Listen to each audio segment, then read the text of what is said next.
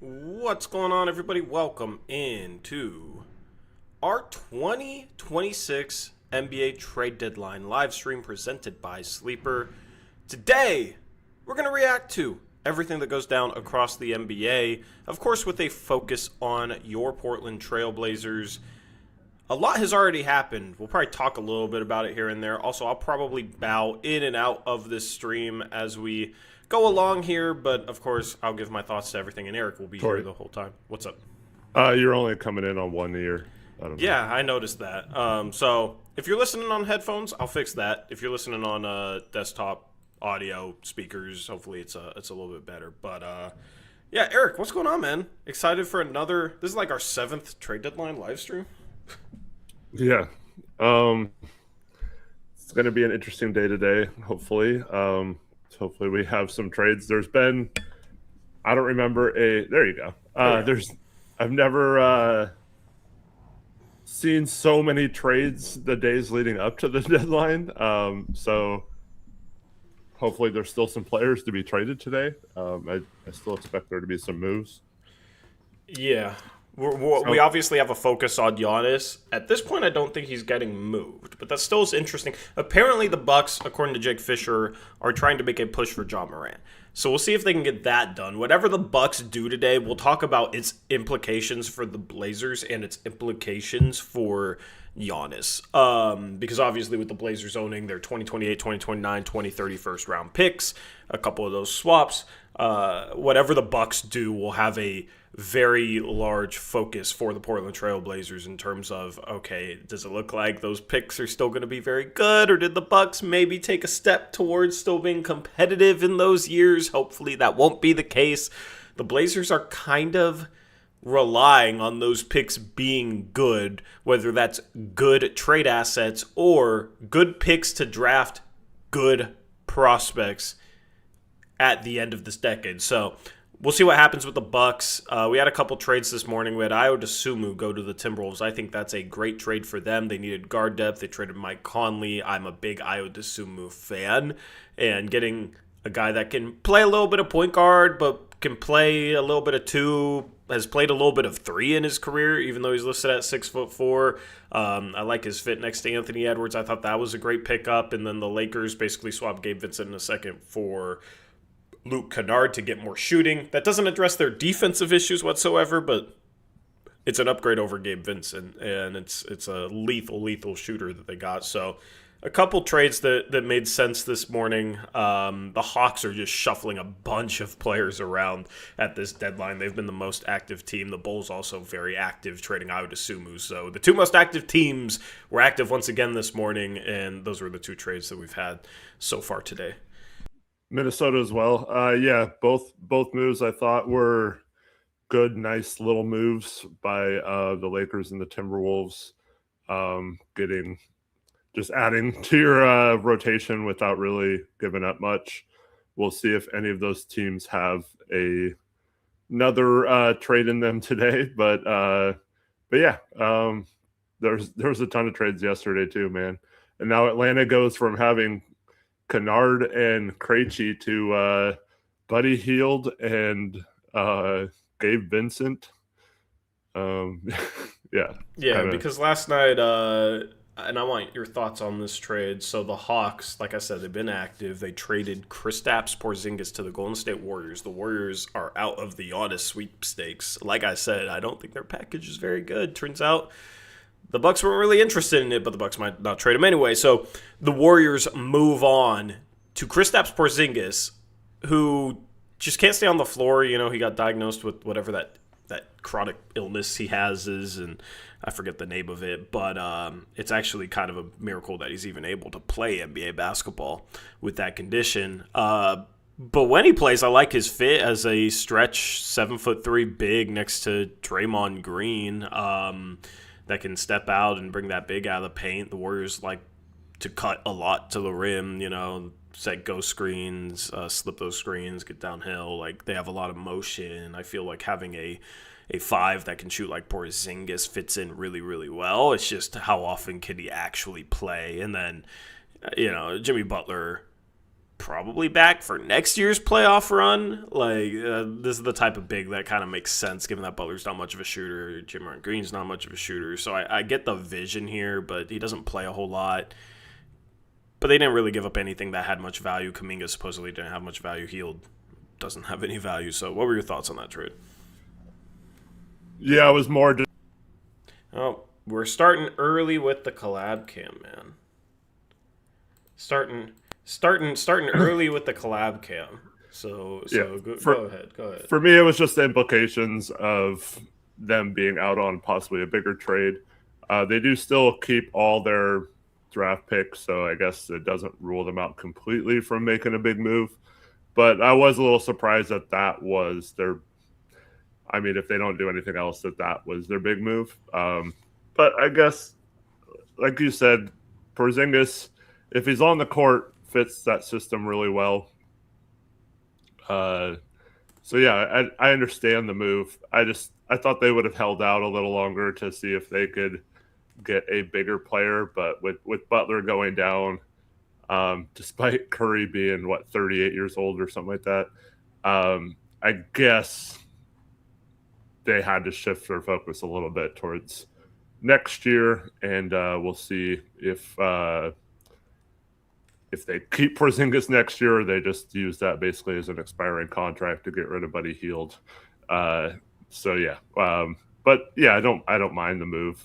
Just as a trade, I thought it was good value to get Porzingis for that price. But you look back at their 2 timeline thing that they tried to run between drafting Wiseman at 2, Kuminga at 7, with some very good players picked after those guys in those drafts. It really, even the Moody pick is kind of questionable. I mean, he's fine, but like he never really developed into the player people thought he would. So they really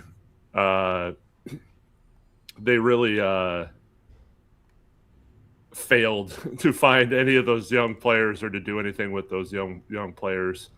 Ended up holding on to them to get like no value for a lot of them. And at one point, if they would have traded the number 7 pick or the number 2 pick, they could have gotten a lot for those picks, or even Kuminga like a year ago, they probably could have gotten a lot more for him. So I think it is a little bit of a failure on their part to, I mean, Dunleavy has been the GM for all of that, so it's not really his fault, but I do think this is like the final nail of them kind of failing in the 2 timeline system, and are going to have a huge rebuild once Curry and Draymond eventually in their careers.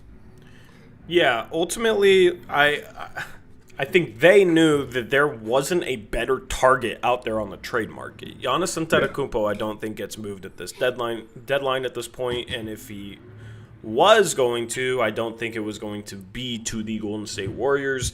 Who else is out there? Ja Morant. Ja Morant does not make sense with Steph Curry. There wasn't really a better target out there, to my knowledge. It would have been great if they traded for Jaren Jackson Jr. Maybe they should have traded for Jaren Jackson Jr. Maybe they should have traded for Anthony Davis. But that's kind of the problem when you're holding out hope for bigger fish and a Giannis Antetokounmpo, and those guys get moved before the deadline. They're not fallback options, because the Warriors could have certainly put together a draft pick laden package for one of those guys. But I also almost wonder, okay, if Porzingis is healthy, how much worse is he for the Warriors specifically than a Jaren Jackson Jr.? Sure, Jaren Jackson Jr. is a better player, but he took 3 future first-round picks. Kristaps Porzingis just took Kuminga and Buddy Hield, so they still have all their picks intact. They get a player that fits. I think this was probably the best available move at the time, so I know it's easy to roast them for, oh, you were thinking about Giannis and now you just trade for Kristaps Porzingis, but sometimes, you just got to play the hand that you're dealt, and you got to play the situation correctly. And I do think this is a move that makes sense for them. And then the Kuminga situation, I mean, they probably should have traded him 3 years ago. They didn't. didn't really develop him properly. His role got moved around too much. I think if you're a team like them and you get to that point where you're not confident in him being able to grow into the role that is needed for him to develop and become a good player, at that point, it makes sense to trade before you yank around his role and end up in a season like this. Last year was a contract year. He was entering restricted free agency, and then they bring him back this year, and he's barely playing. That just kills his value. So they effectively killed his value, and this is the result. They probably should have moved off him a little bit earlier for what? I don't know. It's kind of weird that Atlanta is the team that takes the chance on Kuminga because they got Risa Shea and Jalen Johnson and Dyson Daniels, and it feels like the team, they traded away 2 shooters. They got Buddy Hield back, though. I don't know. It feels like the team that could use a little bit of extra shooting. So Kuminga, I don't know how he fits there, and he's probably going to still come off the bench unless they start him over Risa Shea, and then we really have to start having some serious Risa Shea questions, which we already are, but it is kind of a strange destination for Kuminga.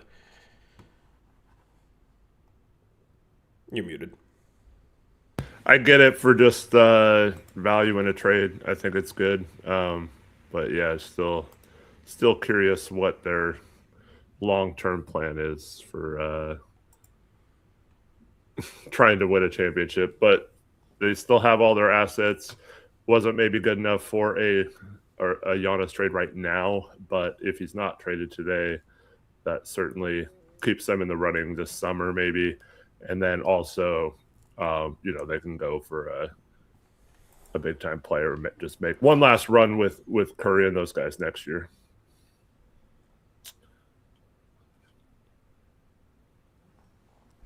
Yeah. Now you're muted. Oh, no, or not talking. Yeah. Reese said there was a. Whoa, I forgot to mute that.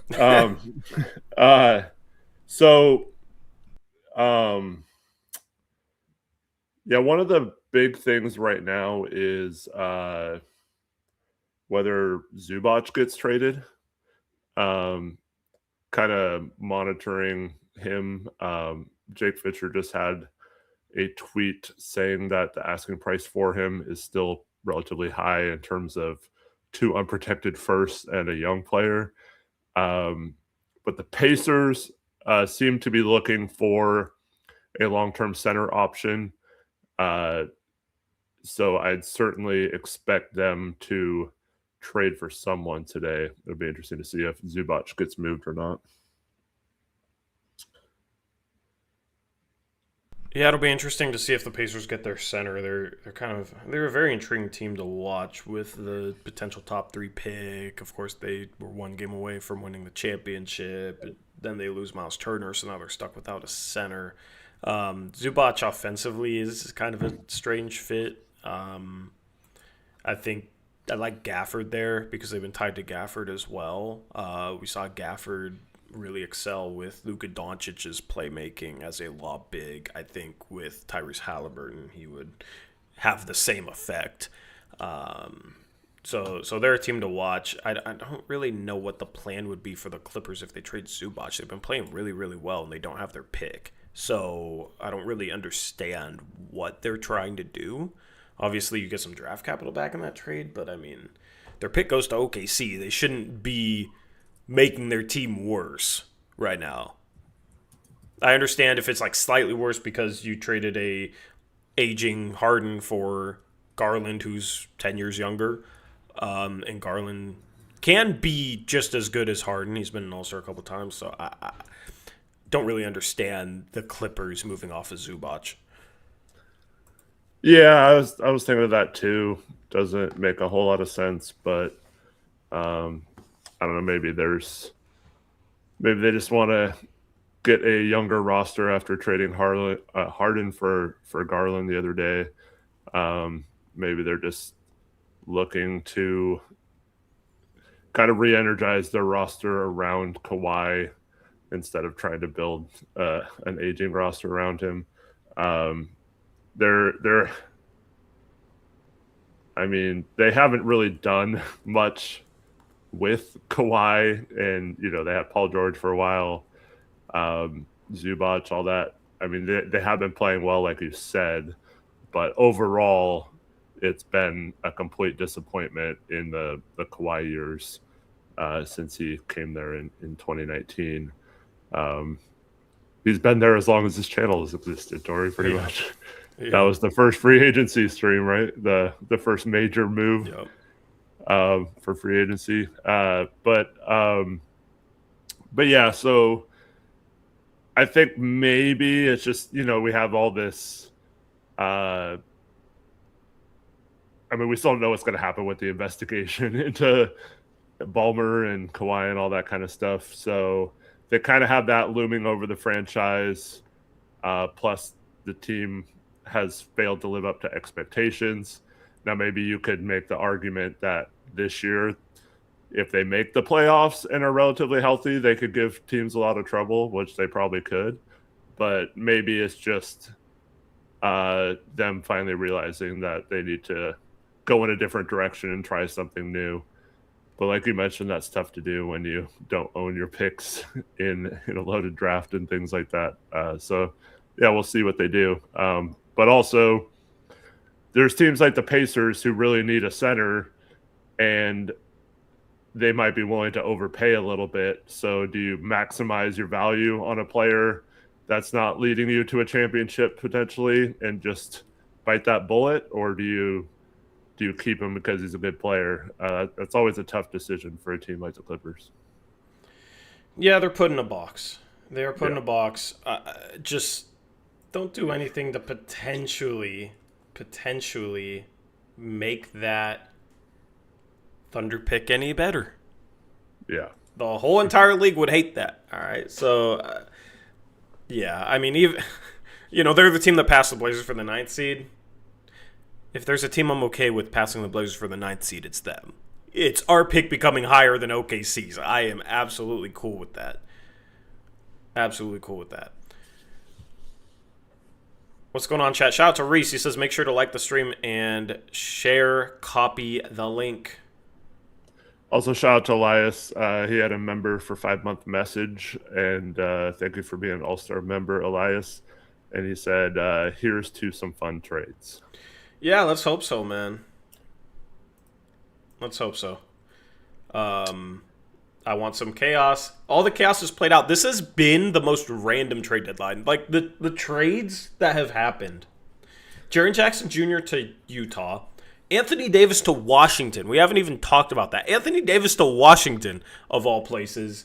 The Trae Young Washington thing. Like, you have bottom feeders trying to take a step, which is super intriguing for next year. But man, like Vucevic to Boston made a ton of sense. They needed a center, right?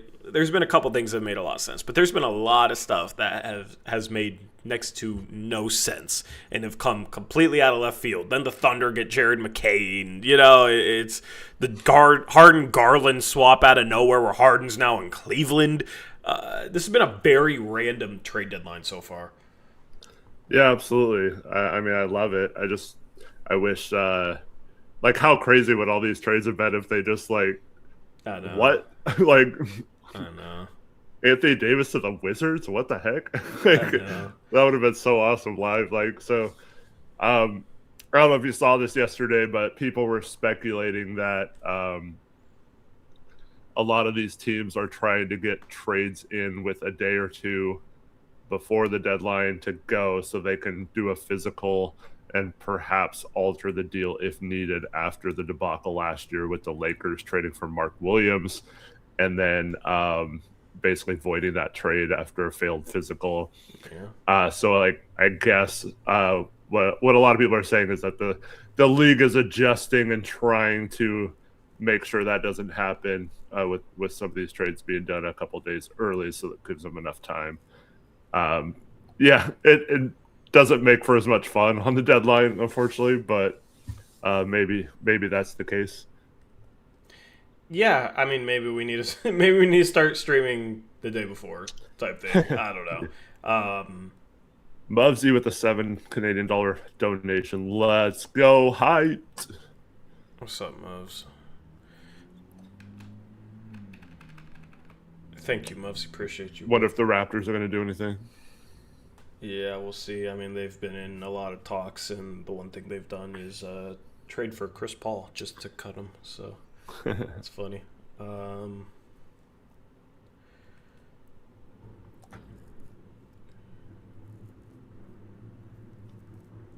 Andrew Bohm asks, curious to hear our takes on Simons. Do you think he'll stick around Chicago? Do you think they'll try and flip him?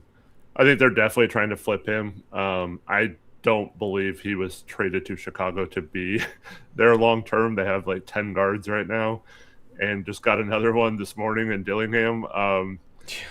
Leonard Miller was in that trade as well, and he's their tallest player now, I Free think. Leonard Miller. Let's go. Lachlan is also like Lachlan and Leonard Miller are their tallest players right now. They Yeah. have no centers. Yeah. So I fully expect Chicago to make a move today. They also could be in the market for a center. I'm looking at I don't think they'll make a run at like a big center like Zubac or Sabonis, but Missy down in New Orleans is one to look for a team like Chicago, who has finally looked like they're actually pulling off that Band-Aid and doing like what they should have done like 47 years ago, and rebuild and kind of move on from an aging roster and quit being stuck in that playing game mode. So it's nice to see the Bulls actually making moves and trading all their veterans and just kind of retooling or rebuilding. I know it sucks for when you constantly rebuilding and it doesn't work and then you have to rebuild again. It's tough for fans to look at that, but you also have to realize you're not going anywhere with your roster. So I think it was smart of them to move on from players like Vucevic. But no, I don't expect Simons to stay there. He might get traded again today, but he's definitely gone in free agency, in my opinion, if he's still on the Bulls after today. Yeah, agreed. Agreed. I'm just happy they finally chose a direction. This has been a very directionless franchise. Right? I mean, Yeah. you take a chance on Ousmane Dieng, you take a chance on Rob Dillingham, you take a chance on some lottery picks that haven't panned out but have been playing for good teams, and maybe it has something to do with the situation that they're in. I do really like that sort of. You add some.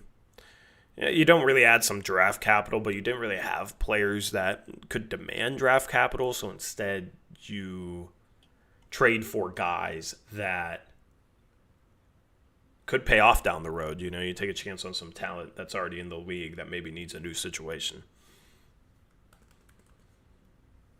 Yep. And I don't mind that strategy. Now you want to disperse it a little bit so you have a balanced roster, because it's not going to help to have those guys be all guards and not have a center to lob to or whatever. But so I expect them to make a small move still today, or another move today since they've already made one. But yeah, give Rob Dillingham some minutes, see if he can do anything. I forget some of the other young guys they got. I mean, they probably held on to Kobe White too long too. Didn't get a whole lot of value there. So I don't know. I mean, Vucevic probably could have gone for more as well, as we talked about with the Warriors holding on to Kuminga for too long. But they ended up getting 0 first-round picks out of, I think it was Levine, DeRozan, Io, Kobe White. There's Vucevic. There's like 6 guys they traded and got no first round picks for. So not good asset management, but I think that can't also prevent you from doing what is necessary to be done. And like you mentioned, just good for them for finally figuring that part out. And so that's like it's a weird team, because you would think Chicago would be a team that, if you built it the right way, could get good fast. But, Matas has been pretty good this year in his second year. So they do have a couple of guys that you can maybe build as part of your core, but it's also kind of a blank slate, and it's going to be kind of cool to watch how they build this team moving forward. Yeah, absolutely, absolutely.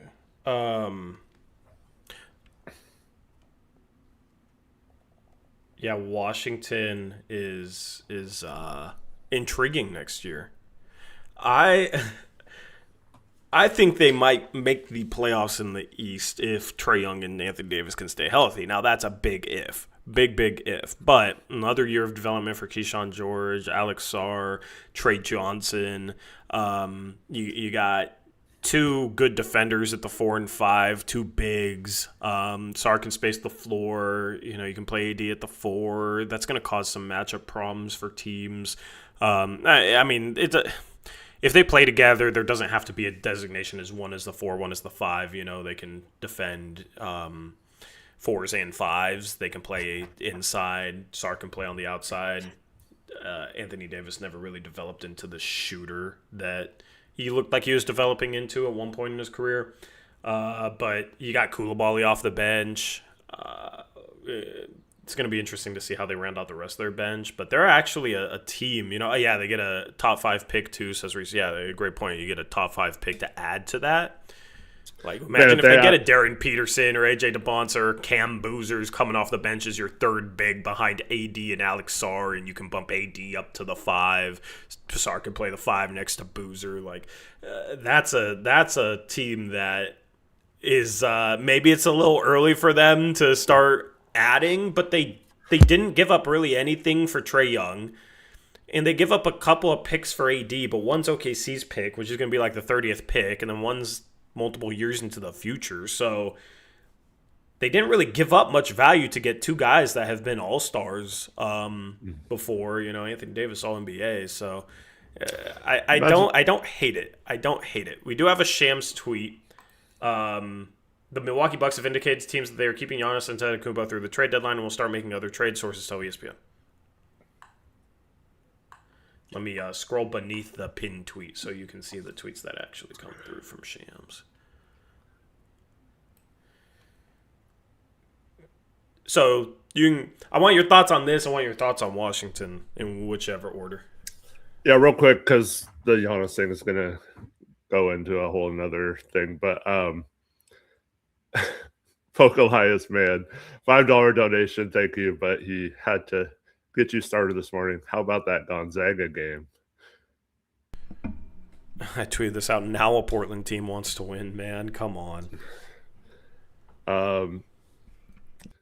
Yeah. So, yeah, Washington, I mean, I agree with everything you're saying. I still wouldn't have probably given up picks to make that happen, considering the value is pretty low. But also, like you mentioned, it's the value of those firsts wasn't like crazy or like going to ruin their rebuild having like their pick this year or something like that. So I think I can see the vision, put some bets around this young guy. They've been starting and playing like the youngest roster of all time in recent games. And so get some adults in the room to help the young guys out, I don't think is a bad strategy.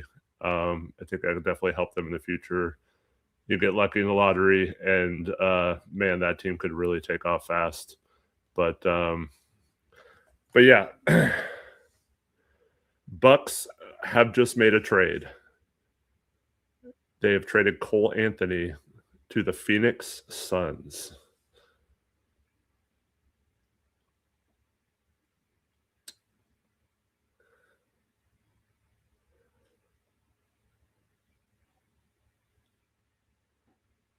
I don't know who tweeted that. Or do you have to refresh, or you're muted, Tori? Oh. No, it was Shams. I just had to tweet, or I had to scroll down because of the pinned tweet. Actually, what I need to do is I need to bump this Twitter feed up. Let me do that.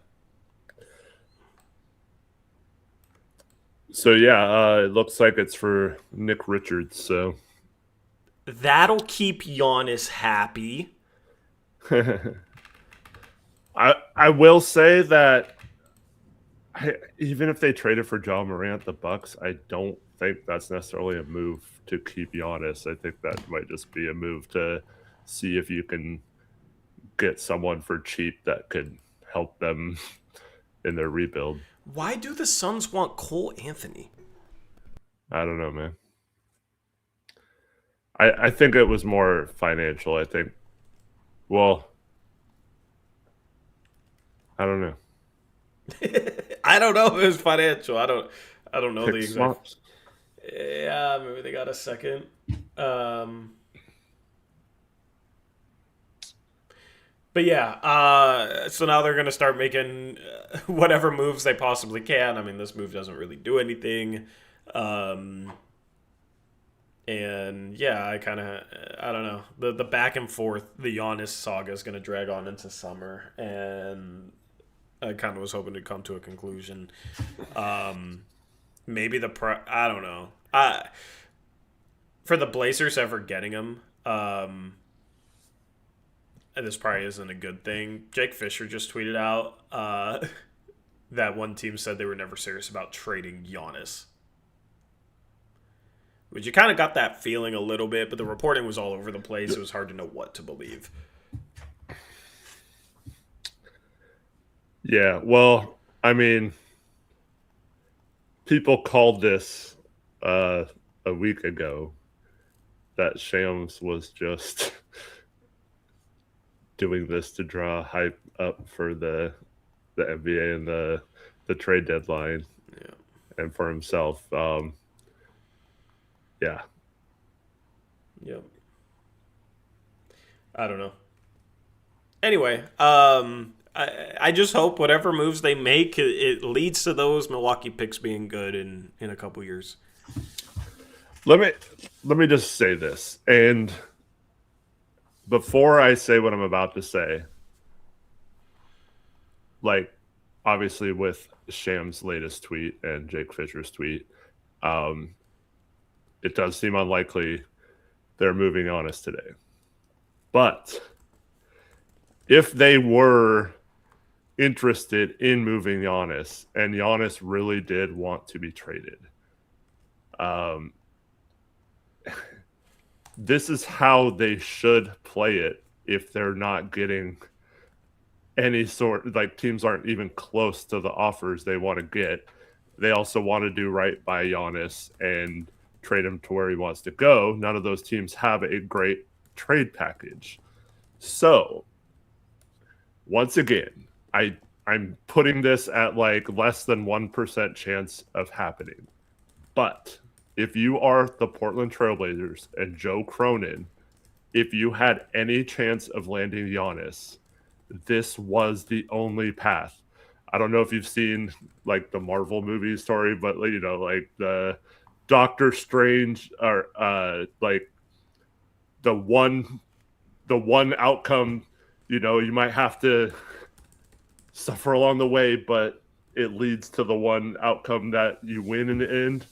Um, you wait out these other teams who have crap offers, knowing your offer could be any of those, and the Bucks aren't going to accept those offers.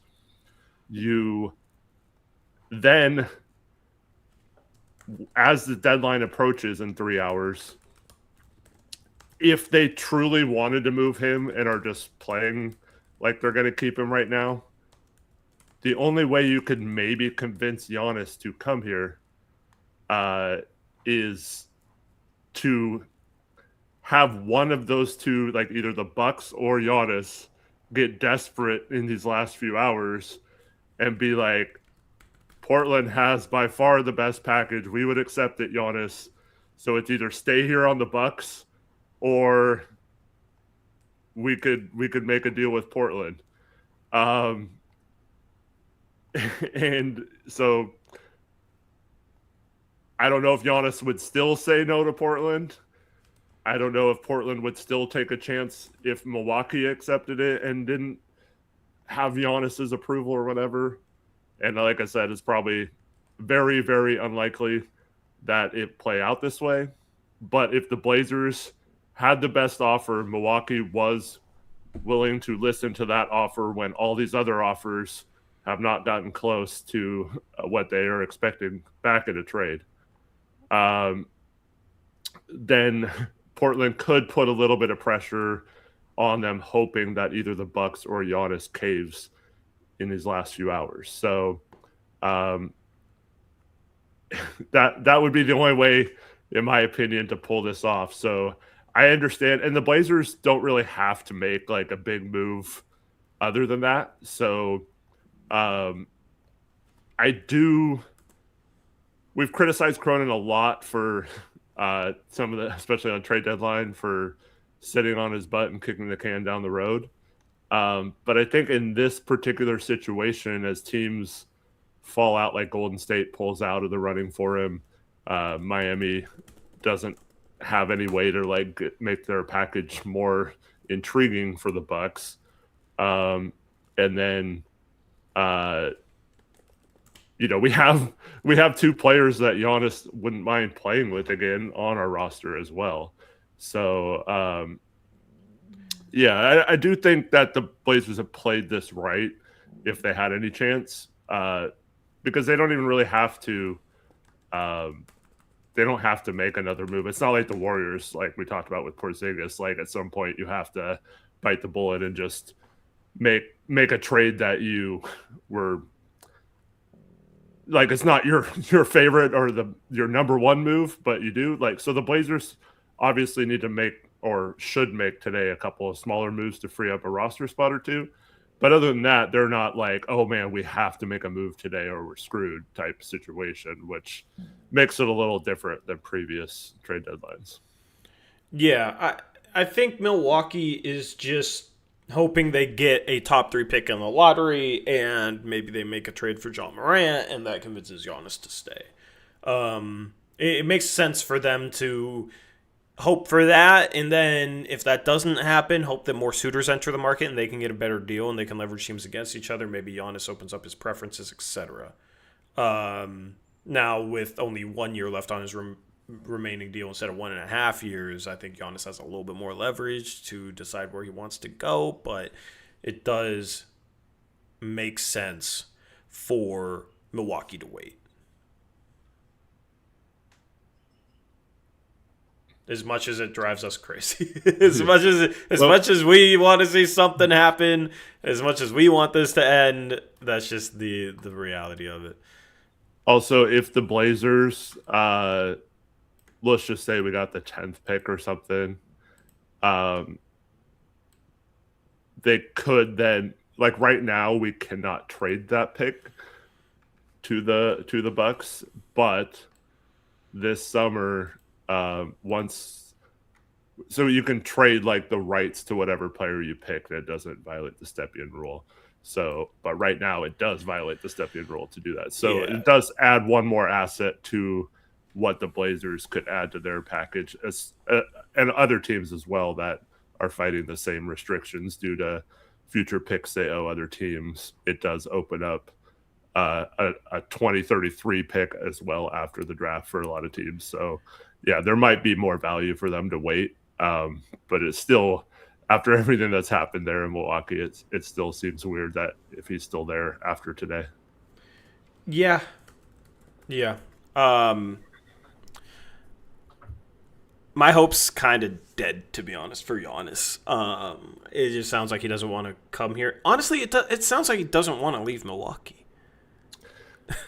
like this is just such a weird saga. But then you hear, oh, he's worried about the narrative about if he gets treated like KD if he goes and pairs up with Steph in Golden State, and then it's like Minnesota maybe, but I don't know. Like there's a lot of other teams that seem like he didn't want to go to. Portland definitely being one of them. That was reported pretty widely. So I almost wonder if Portland's interest, like Portland knew that he didn't want to go there, but Damon Drew reached out, tried to recruit, but then they tried to play it up like they were interested to try and help Milwaukee get better offers to see what they could facilitate for.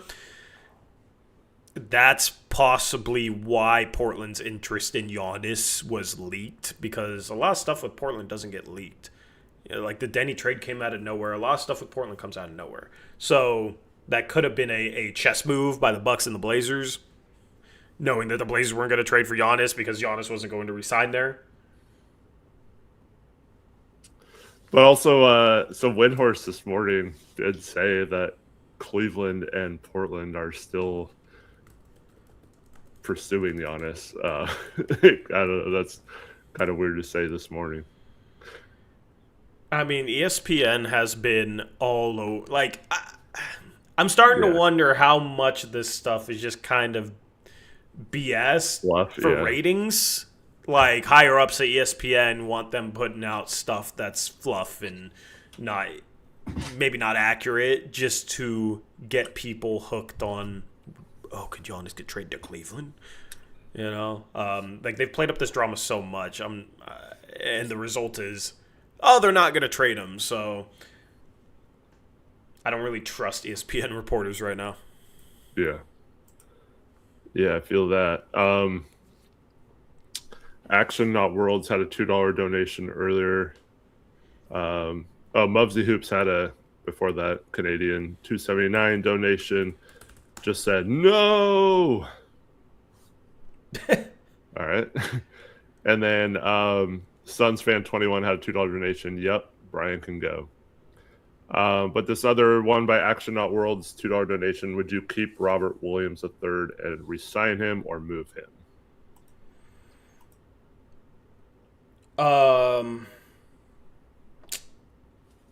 Depends. I mean, are you gonna? I don't know. I don't hate the idea of getting a different backup center that you can rely on to stay healthy more than Robert Williams, and that can play back to backs, because they don't have another backup center that they can play when Robert Williams sits back to backs. Like, you can't play Young Hansen. I don't think Young Hansen is going to be ready to play next year either. So if a team's really out there willing to give up value for Robert Williams, like a very late first, I'd do that in a heartbeat. I just don't think that's going to happen. I don't think there's a team willing to give that up. I mean, the Celtics got Vucevic for Simons, essentially. Like, Vucevic didn't fetch a first, and Vucevic is definitely a better offensive big than Robert Williams and healthier. So, I don't really know. Yeah, see, I've been saying this all year. You need to figure out what your, because like obviously they're trying to be good next year while also, you know, making the play-in at least this year. I mean, that could change, I guess, if they continue this losing streak and fall out of the play-in. Maybe they pull the chute at some point. But in my mind, at some point you have to figure out who your backup center is next year, because I don't believe Young Hansen will be ready to fully take that mantle. So I think you have to consider keeping Rob in that position if you've already talked to him and you feel good about your chances of re-signing him to another contract, and it's at an amount that makes sense given his availability issues and the fact that he'll be a backup, and you know, a lot of backup setters, you know, there's been so much center turnover in the NBA over the past few years. Trade alert! The Boston Celtics are trading Chris Boucher to the Utah Jazz. Wow. Anyway, go on. Blockbuster. That was just a salary dump or what? Yeah, so if Portland is kind of out on the amount they'd have to pay Rob, because I could see a team maybe giving him the mid-level exception or something. So Portland is uncomfortable at paying him more than what he's making this year. I think maybe you just move him, or maybe you just let him walk, and knowing that you know, save a little bit of money and then can sign a cheaper backup for a minimum contract or with the biannual exception or something. But yeah, I think the Blazers, that's one of their biggest question marks right now. is how do you move forward, or who do you move forward with as your backup center? And then also, from a Blazers perspective, it's it's widely known that they want to keep Caleb Love and City Sissoko on the active roster. They're both almost out of games. They're eligible games for their being on a two-way contract. So moving past the deadline, if they don't open up a roster spot, they might have to waive or buy out someone. So yeah, I think they're going to make some sort of small move, either to address that backup center more as a long-term thing, or to make sure they have a roster spot available, whether that's just salary dumping a Ryan Rupert, as the Celtics just did with Chris Boucher to open up a roster spot. But yeah, that's all I really expect the Blazers to do. Thibault is also an expiring contract, so maybe you look to use his money in a trade for someone as well. But yeah, I don't really expect the Blazers to do anything big other than those two.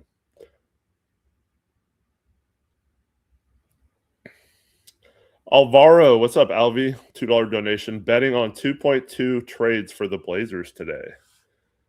I don't know how you make 2.2 trades. I'm with Works Joe. I'm taking the under on 2.2. Yeah. Why that? Why that number? What does that number mean?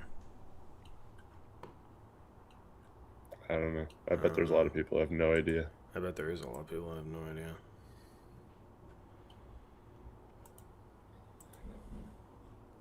As Shams retweeted Bobby Marks, the Phoenix trade leads them 2.2 million below the tax. There's that number again.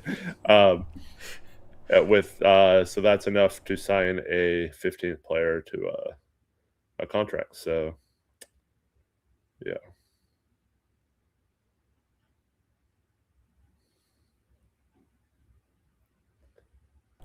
Yeah, because if I were them, I'd probably rather keep playing Jamari Bouye than play Cole Anthony. Bouye's actually been okay for them, and I don't like Cole Anthony's game.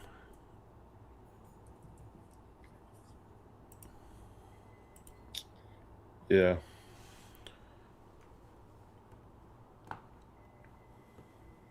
Alvi and the Suns both trying to troll Torrey early in the morning.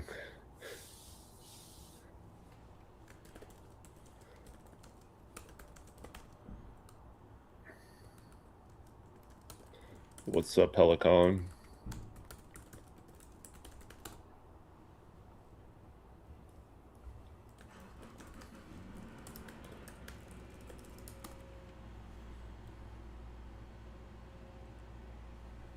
Cam, something like that. You could call it that. AD might count as 0.2 trades since he plays like 20% of games. True. Great point.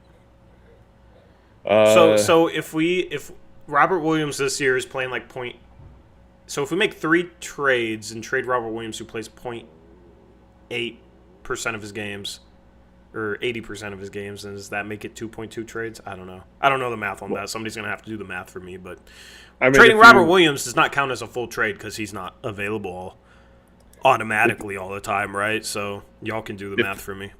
If you break it down, he only played 26 out of 164 his first 2 games, and then he's been a little better this year in terms of percentage of games played. So it's probably pretty close to 20%. In terms of, so what, roughly 50 this year. So how many games have we played? 50? Are we over 50 yet? 51. 51. All right, so you're at 215 games since he's been in a Blazer uniform, and he's played how many this year? 26 plus whatever he's played this year. I love how this trade deadline has us doing math to get to that. That's probably really close, man. How many games has he played this year, chat? Ja going to rotten Memphis. Yeah, I feel like I think Ja's getting traded today. I think that's what we're waiting on. Essentially, like I think that's the last big domino to fall. I think it will be to Miami or Milwaukee.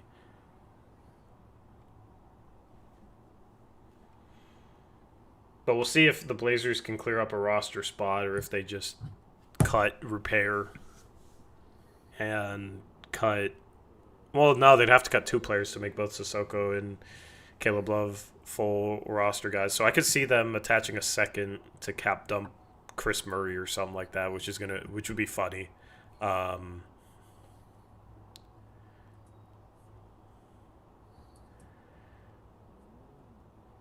Kirk, I mean, if they're not going to put Sissoko and Love on NBA contracts, yeah, it might be a nothing burger, but they have been clear in their intent to do so. So, Ja to Portland, hell no.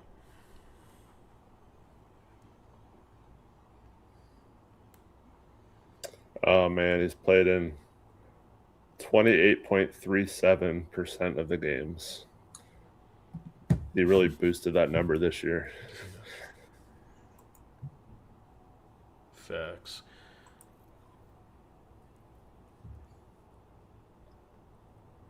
You guys like the countdown timer? I coded that. I've always had trouble getting it like to the second, but that is literally to the second because it's coded.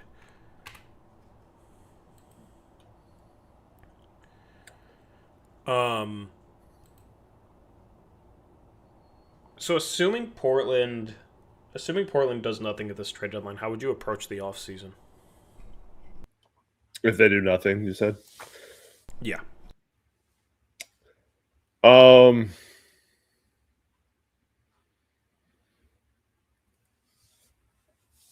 mean, a little bit, I guess, depends on whether we end up giving that draft pick back to Chicago or not, or get a lottery pick. But I think if we get a lottery pick, you just, in this draft, I think you add, even if it's like the 12th pick, I think you add one more chance at someone becoming a rotation player there without having to give up anyone like you would in a draft. And then you find the best possible backup center. I still think you move on from like a repair and some of those into the bench guys. I already moved on from Reith. So I think you keep taking shots into the bench guys. You have a shooter in Krejci, but I still think you try to add maybe another 3-and-D guy, preferably a wing or something. And then I don't think they need to make like a huge move. I mean, if one becomes available, that makes sense with their assets they have. I think that's fine. But I also, after years of saying they needed to make moves to create cap space and have more asset pool and all that kind of stuff, I think now is the time where they can start actually building their roster towards something. And I don't know if there's like a huge move to be made short of a player that fits becoming available. But I don't really think they have to do anything major this summer. I mean, it'd be more fun if they did, but yeah, I still think they, and I've changed my tune on this. I think some people are too hard on Drew Holiday, given that he came back from injury and then had some personal going on. Like, okay, yeah, you can call those excuses because they are, but he was really good to start the year. I just don't think it's going to be easy to rely on him throughout the course of a season, given his age, given, he's had an injury this year, had an injury last year. Like, it's not like he's missed crazy time, but he's missed enough time where, especially at the age that he's at and the contract that he's at, you don't want to go into a season wondering about how much he's going to contribute to your team. And with Scoot and with Shaden Sharp, I'm for moving Drew and just having Dame, Sharp, Scoot be your 3-guard lineup. It's not like Drew's defense has been good this year. Jose Alvarado to the New York Knicks, homecoming for the Pelicans guard. Huh. Okay. They couldn't get Missy. Yeah. Yeah, so I don't know how they're going to make this.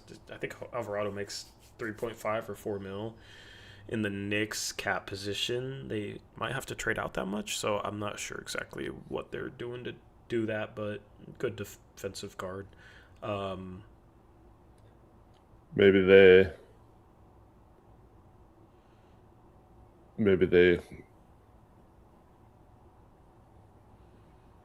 well, yesterday they traded Yabusele, so yeah, maybe they wrap it into maybe that created an exception or something. Yeah. Or yeah, because they dumped him. Yeah, maybe so that's not official. They probably combine these trades. Yeah. Okay, so what was I saying? You're talking about Drew. Yeah, I mean, if Drew's defense had been better, I like his fit next to Dame. I just don't think his defense has been quite good enough. I mean, nobody's defense has been quite good enough. Sharp is certainly still a worse defender than Drew Holiday, but so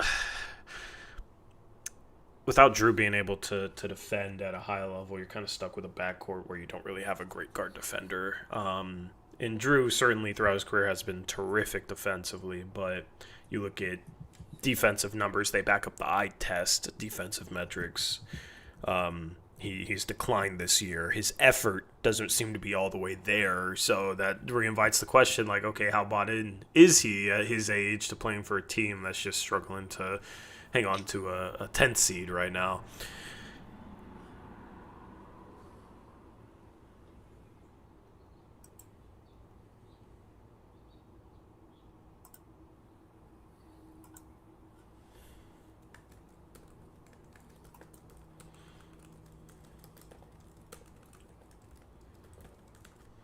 But other than that, I mean, yeah, you're in the market for any big-time names if possible, but if they make sense. Like, seeing what AD got traded for, if you traded the worst 2029 first and a 2031 protected first for AD, the fit is definitely questionable, but like in terms of, and he's injury prone, but like if you wanted to take a risk on a player like that, if you felt like a player like that actually put you into a contention window if he was healthy, which I don't know if Anthony Davis did, so I'm not saying they should have done that, but at some point in time, hopefully this team will get to a place where it's like making that sort of trade will put them in a window where, oh yeah, they got Dalen Terry back, so the Knicks flip Dalen Terry to the Pelicans. At some point, like, hopefully you're in a position where you can trade. You don't have to give them many assets and take a chance on a player who's still very talented, still a star caliber player, and if he's healthy, if he pans out, it takes your team to another level, and hopefully that level is contention. I just don't know if that is going to be this summer where the Blazers are ready to make that move, so that's where they can continue to remain patient. Yeah, well, so we're seeing this play out with a lot of veterans. I mean, Anthony Davis did get those 2 first, but Trae Young ends up, and I'm not saying this is for the Blazers, but you're watching these guys. There was a rumor at one point that the Dallas Mavericks were having trouble finding any value. Now they found some, but there has been a lot of players, Porzingis, they end up getting traded for like nothing, basically. And so you're just be patient, wait for some of these guys to completely lose all their value and then take a chance on them for nothing. And you don't have to give up any assets, but you add a Porzingis or something like that to the mix. I I think those are the kind of savvy moves that the Blazers should be looking at. And I think they can be a little patient for those type of moves. If the right player comes along that's on a good contract, I don't think the Blazers want to get into a situation unless it's for like a Giannis level player, but I don't think they want to take on more contracts like the Jeremy Grant and the Drew Holiday ones. So if there's someone making, this is also the difference between when the Blazers really had interest in Mikal Bridges versus now. It's like they had interest in him when he was on a awesome contract for like 20 million a year, and now he's making up to 40 million in his last year of this deal. Yes, Mikal Bridges would still be a nice player to have, but it's a little harder to make a player like that work on a Blazers roster making 40 million versus 20 million. So I think they will continue to explore reasonable options, but I don't think they're going to overpay for a player unless he has a really good contract that is a long-term contract.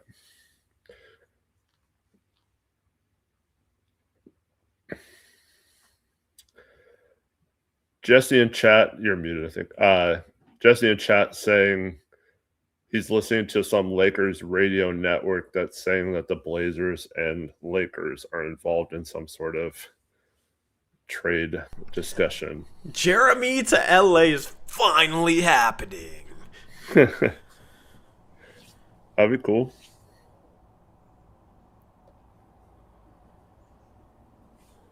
All right, Tristan with the $5 donation. Trae Young, Luka, AD went for 2 unprotected picks combined. Jaren Jackson Jr. and Bane went for 7. Grizzlies front office is cooking. Well, I think they did hold on to maybe Jaren Jackson, and Grizzlies also, they completely missed out on anything they could have gotten for John Morant. At one point, they could have gotten one of the biggest trade packages in the of all time, maybe, for that, better than like the Rudy Gobert type trade package. I mean, obviously not as good as the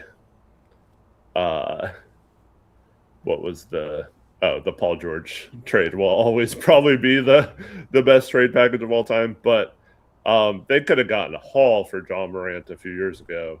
Now they're talking about getting like nothing backs, but that's the kind of thing I'm saying. And once again, the certain players aren't going to make sense, so I understand like Portland not going after John Morant today, but like you just wait for players like that until the right one comes along, and you can add him for basically nothing. And but they also have like kind of a low risk, high reward if they end up getting anything back towards where they used to be as a player.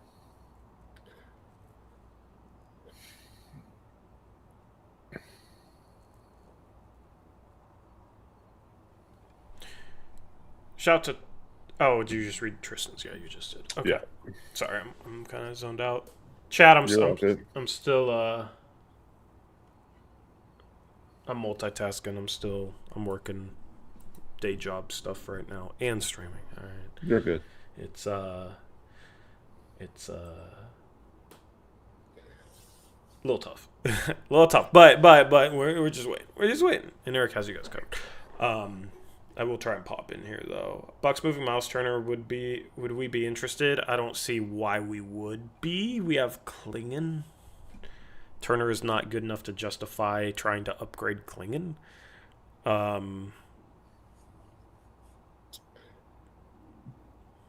Final boss asked my thoughts on Coffee and Cole to the Suns. I'm kind of with Torrey. Cole Anthony is kind of a weird player. I don't really like his contract either, but Amir Coffee is someone who hasn't really done anything this season, but has showed some promise in years past. Maybe taking a flyer on him is fine. And I mean, that was just seemed like a trade just for like financial purposes rather than any sort of meaningful basketball type trade. So we know the the Suns have been trying to find a taker for Nigel Hayes and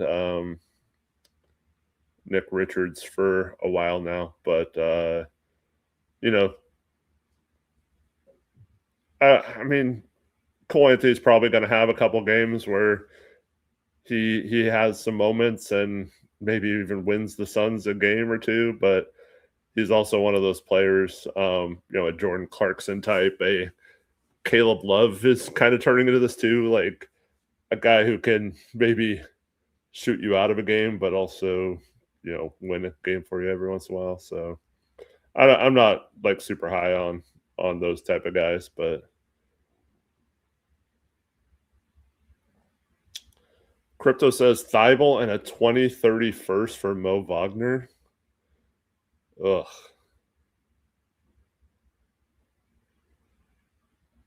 Oh, I'm muted.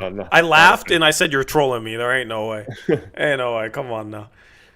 I want Aaron Wiggins, but that won't happen. Yeah, Aaron Wiggins would be cool. Wiggins would be cool. I feel like Aaron Wiggins needs to go to a bad team where he can be a top 3 option and show what he has. Collab cam, come on. Bring Eric back. Shout to Collab cam, man.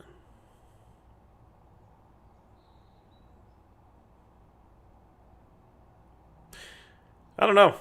I can't even bring Eric back. What the hell? Shout out to Collab Cam, man. Hashtag free Eric. Yeah, I don't know what happened. He's just gone. He's just gone. Maybe his computer died. I don't know. Is Young going to be part of a trade? I mean, I don't see any other team having any sort of value placed on him. So, it makes no sense. Eric got traded. Yeah, he did. He got bought out and waived. Man, I had to leave and come back. It never brought me back. Yeah, it was weird. Took a minute.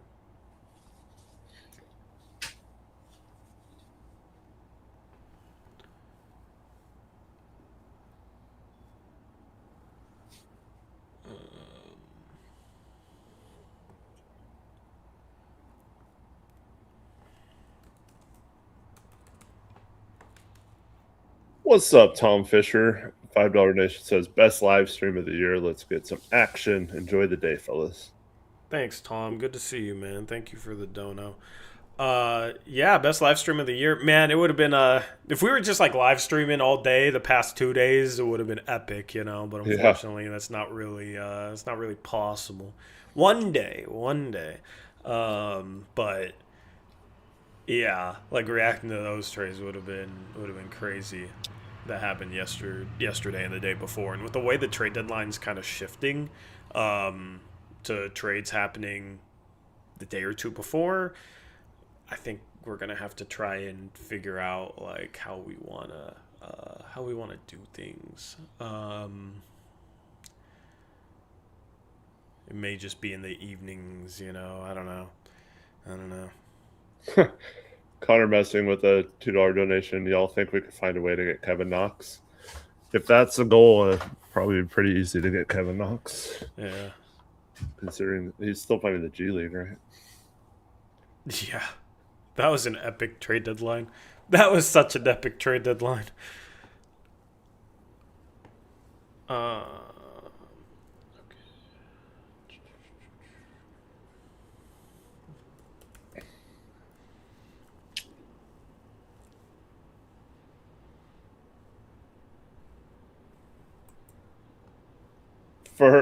There's 2 things I want to address in chat. One, I mean, I wouldn't say it's never going to happen, but my jaw would be sewn to the floor if we traded Jan Hansen today. So I would say anyone who's thinking that, just give up on that. It's not. I mean, think about it. The Blazers valued him so much they might have turned down the best overall pick between New Orleans and Milwaukee this year, okay? They traded down to 16, knowing no other team would take him, but they liked him enough to take him at 16. which They means gave they up clearly Howard and Derek Queen, yeah. possibly. Yeah, exactly. Like they obviously really liked him and really value him. If they genuinely value him and the rest of the league doesn't, then how does anything match up where they're getting enough value from other teams to justify trading him? Hmm. Like it's just he has more. The Blazers find more value in him than any other team, so it's like next to impossible to find something that makes sense just based on the way teams value him. Yep. And then the other thing is, okay, people holding out hope that the Bucks are going to trade for Jeremy or Drew today. They are not giving us a first round pick or one of their only first round picks they can trade still to make that happen. So, I mean, you can just, feel free to keep dreaming, but it's a waste of time to discuss Drew being traded back to the Bucks for their unprotected 2031 first. That's Yeah. not that's not going to happen. So, yeah.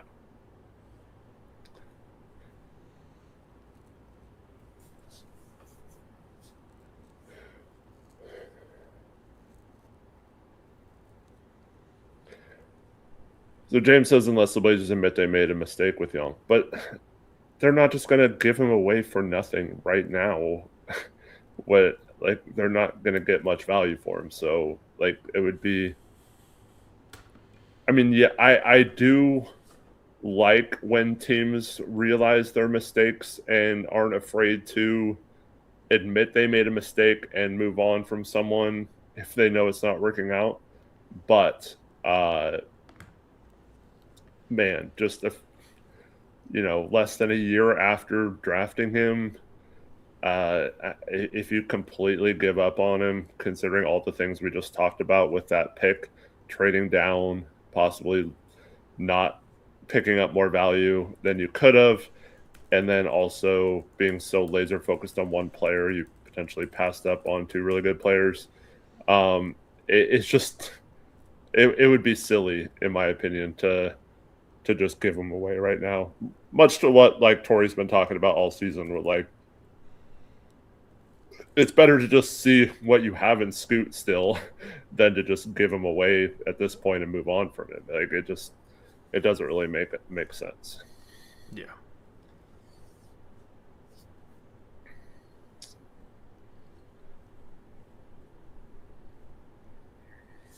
Chase with a $2 donation. What's y'all's favorite Blazer deadline move ever?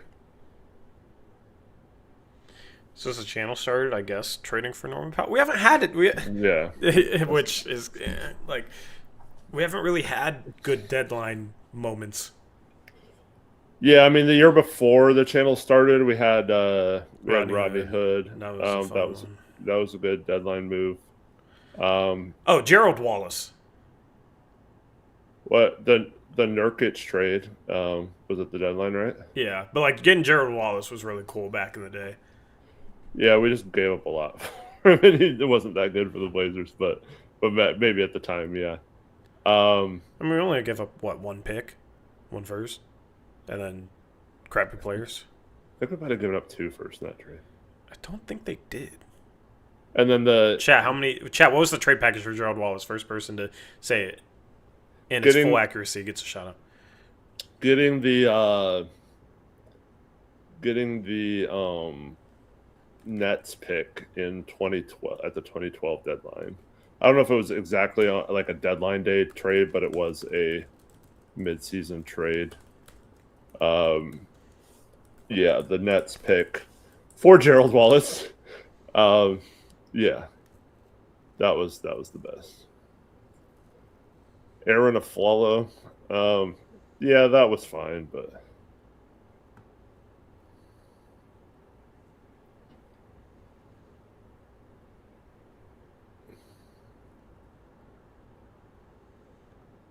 Yeah, the Nurkic trade was cool too because we also got a first. That one's yeah. That one led to we ended up. That was one of the picks we used to trade up for Zach Collins.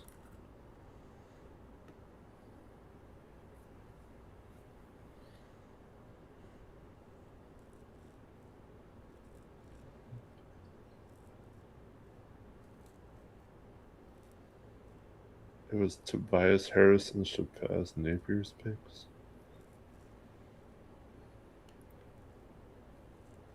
Dante Cunningham, Sean Marks, Joel Prisbilla, Cash, a 2011 first round pick, and a 2014 first round pick. Okay, it was 2 first. That was Josiah Humber with that one. Thank you, Josiah. There's your shout out. Yeah, because I knew, or I was thinking like one of them was right away that we gave them, and then the other one bled into the Olshey era. That was the reason we tanked in 2013. Like, I think we lost our last 13 games when we had a shot at the playoffs at that point. There wasn't a play-in yet that year. Oh, Tristan said it first. Shout out to Tristan. I missed his comment. There you go. Tristan had it first.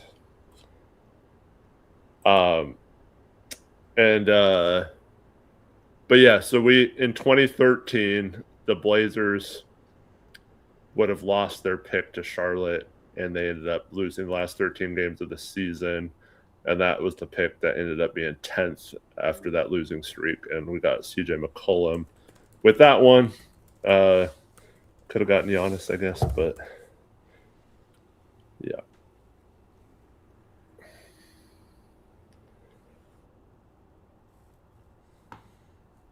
Oh my goodness, the collab cam.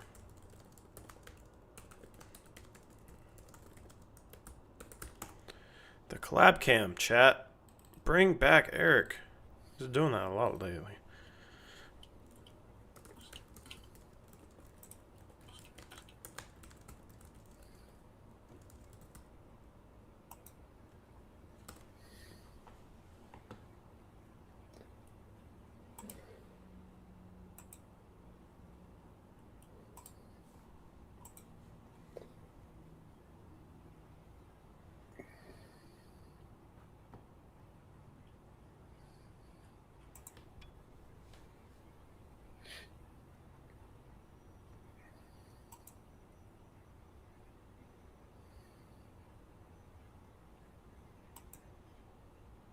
Okay. You're back, by the way. Yeah. I didn't know if you realized. Who's your number one target? At this deadline? Realistic target, I would have said Vit Krejci. So.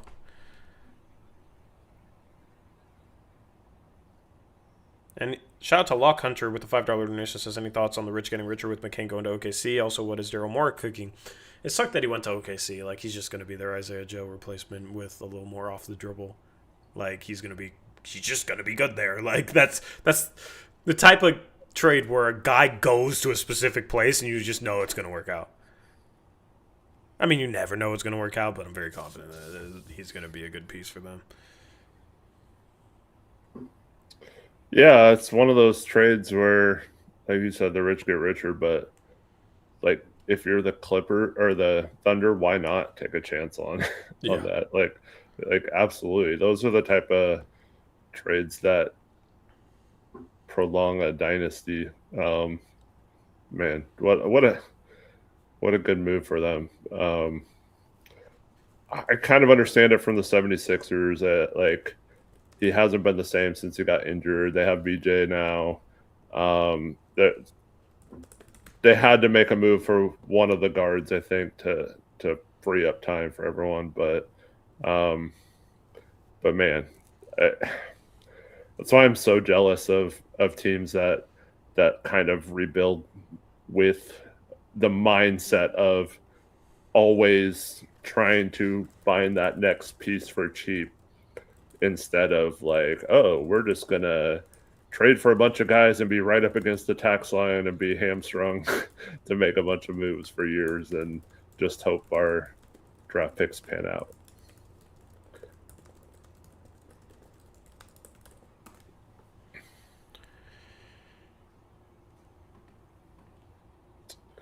But also, yeah, help them get under the tax. And they did save some money with Paul George getting suspended, but yeah, they definitely shouldn't be a tax team this year, and that helped them get under an apron.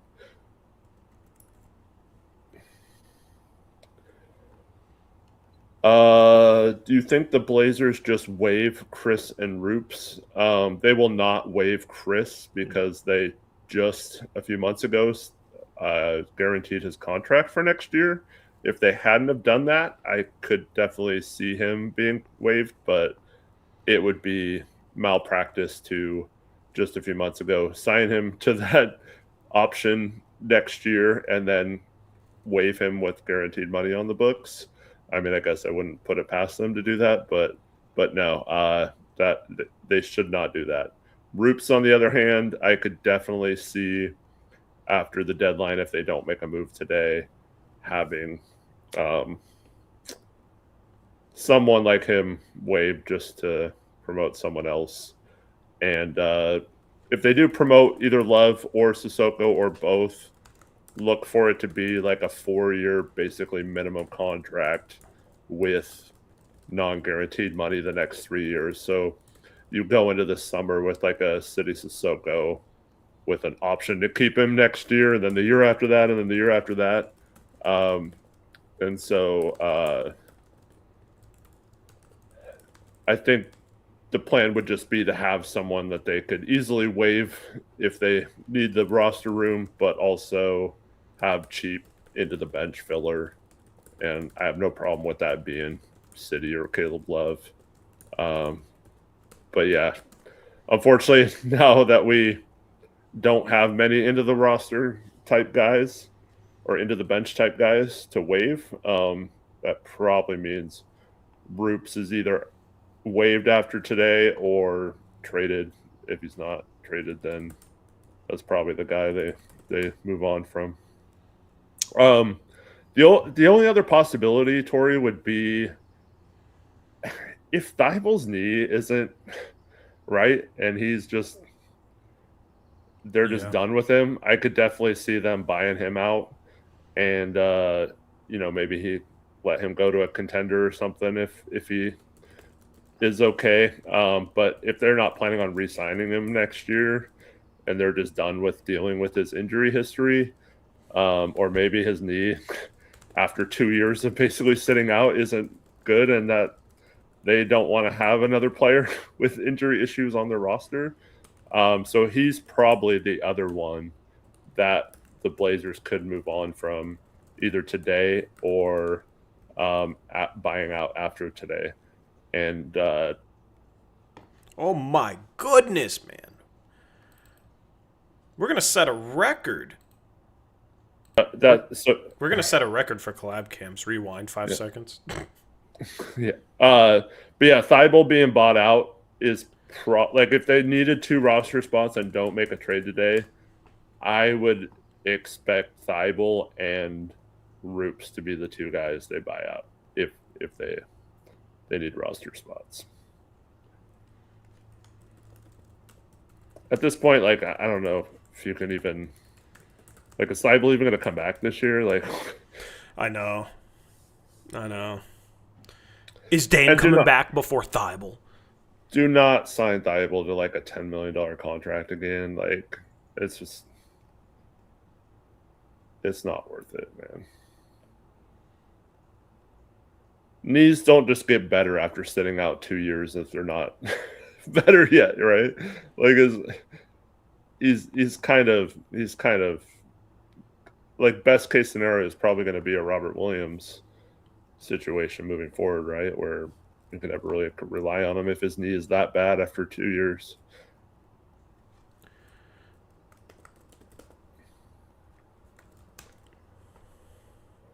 That was so good in those 5 games, though, makes me so sad. I mean, yeah, when we were basically just full court pressing and teams weren't ready for it because it was the start of the season, and therefore they threw a bunch of ugly passes to him. Yeah, I mean, he was great during those 5 games. So was Blake Wesley. How many steals is Blake Wesley getting since he came back, though? You know what I mean? It's different at the start of a season. I mean, it's fine. Like Thibault definitely can find a role on pretty much any team.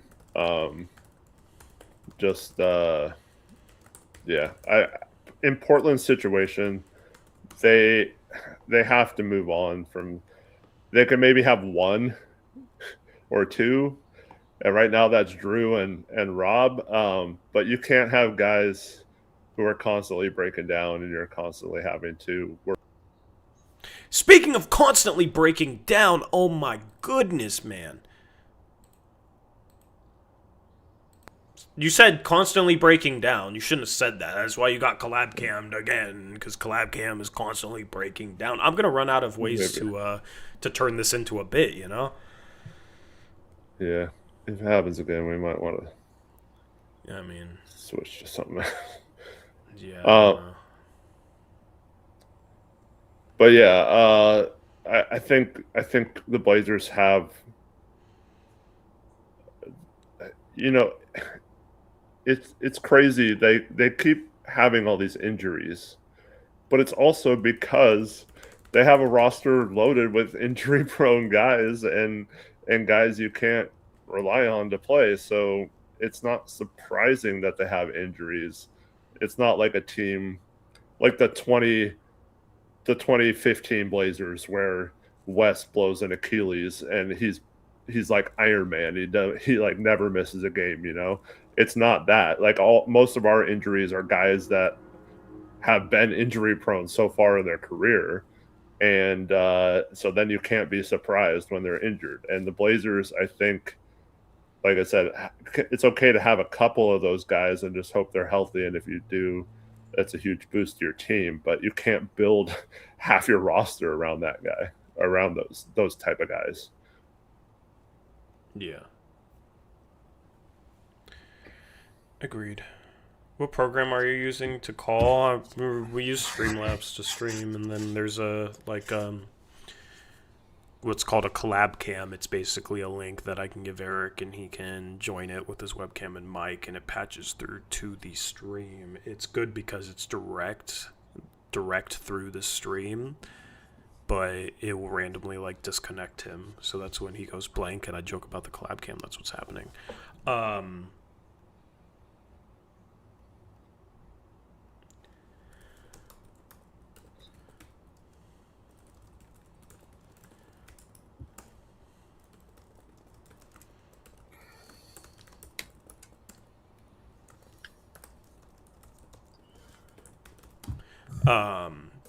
So yeah, I mean the alternative is like we put them on a Google Meet and put them on a display and then capture that. But like I'm already capturing the Twitter feeds on my left display, so it gets a little messy. Dallas says can't wait for new ownership. When does Dundon officially take over again? It's supposed to be by the end of March. I believe the date is March 24th, but yeah, it's supposed to be end of March.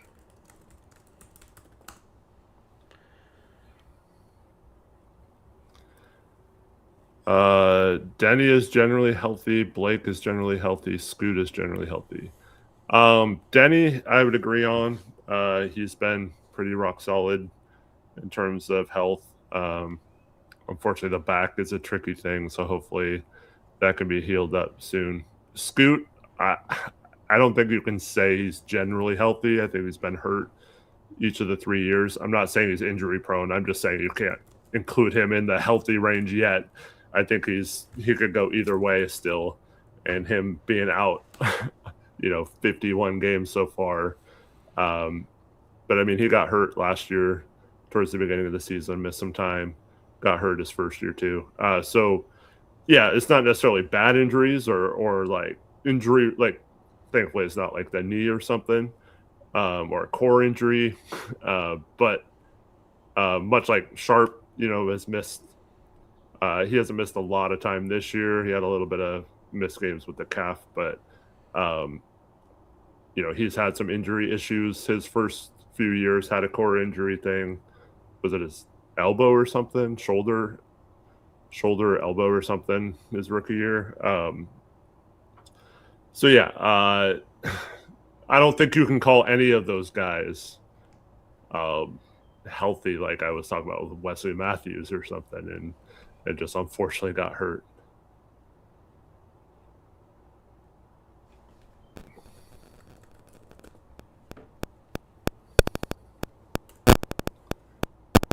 Is your phone next to your mic? Yeah, It's making some weird noise. I heard it too. We love some static. Exactly, Scoot overworked his body this past offseason. That's how he hurt himself and tore meat off the bone doing it. So it was. I don't think he overworked himself. Everybody worked. There's tons of players that work their ass off in the offseason and are completely fine.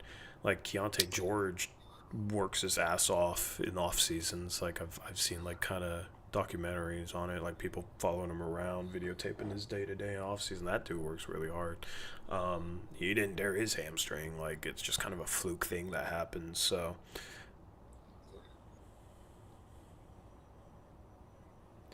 God, Blazers trade deadlines couldn't be any more different than the Mariners trade deadlines. Yeah, Mariners trading for 2 impact players last year was hella fun. It was hella fun. Wasn't one of them before the deadline? Well, yeah, Yeah. Well, both of them were before the deadline. Naylor was pretty early, and then Gino was like the night before. But how do you feel about getting Gino back, man? That's pretty cool. Yeah. He's just gonna revisit all his former teams. I'm gonna trade him back to you guys at the deadline. Yeah, I don't know if we're gonna do it because both times he's been here, he has hit much worse in Seattle than anywhere else. So yeah, it's fine. It's probably gonna just be a DH anyway at this point. But. Yeah, it's just right roll for him.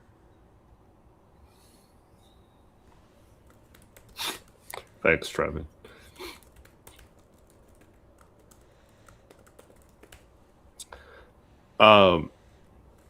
Also, so someone said no, Scoot isn't injury prone. I'm not saying that either. I am saying it. He's had injuries his first few years. You can't say he's not injury prone or is injury prone. Like the jury's still out on him or any young player that has had injuries their first few years. It's also not as simple as a guy is or isn't injury prone. There's levels, you know. There's levels to it. So he looks a little injury prone. I'm not gonna just put the full label on him yet because it's still early. But like he has dealt with a couple of injuries, so you hope that he can get healthy and stay healthy. Mm. Hey, but that's our trade deadline acquisition. Scoot Henderson. That's what Olshey would say. That's what Cronin's going to say, too.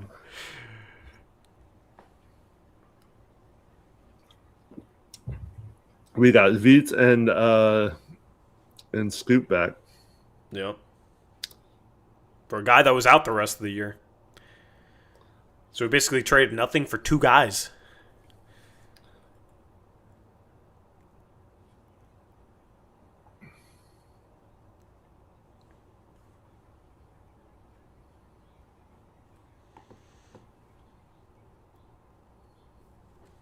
Oh, yeah, we're also trading the owner, says Lazy Panda.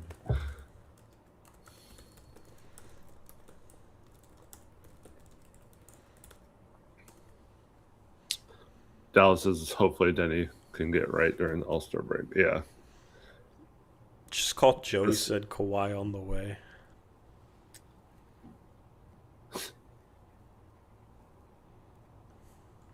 Okay. Whoa. What? We traded Sharp for RJ Barrett? Shut up, man. Oh, man. If you know, you know. Anyway, just wanted to wake up a couple of you that were starting to fall asleep watching the stream.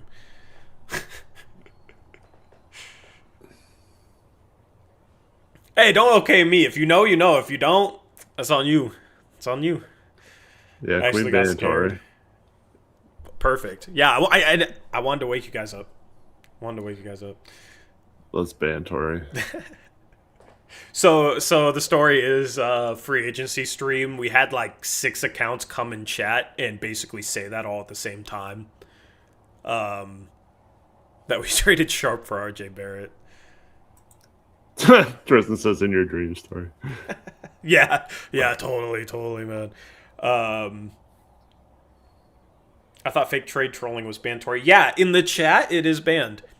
If you're talking on the Oh stream, you're allowed to man, do it once. no, That's the rule. That's my no, rule. no. I make the rules around here. I will never do it unless I see 6 people, different accounts, all say the same thing. What the? Yeah. Well, my playing along with that was just like 7 months late. So now we got to have a democracy. I mean, I'm not gonna go into democracy. No, we cannot do that. Come on. Going back. It was funny, but going back to sleep. That wasn't funny. Should I do a chat poll if it was funny or not?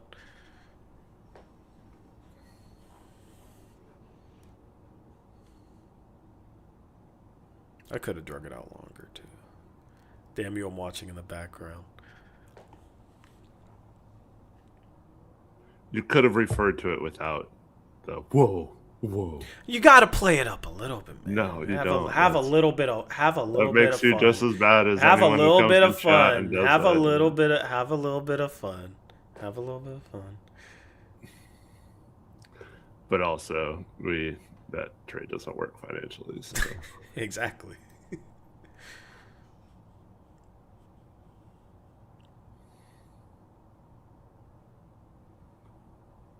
It would have been more funny without the whoa. I had to wake you guys up. Anyway,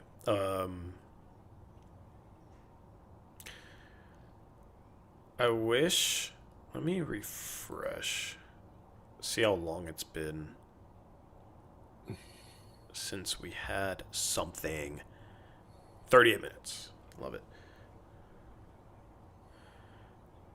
Jake Fisher reported 11 minutes ago. I didn't even see this. The Sixers are indeed discussing trades to move veteran guard Eric Gordon. Who would want Eric Gordon?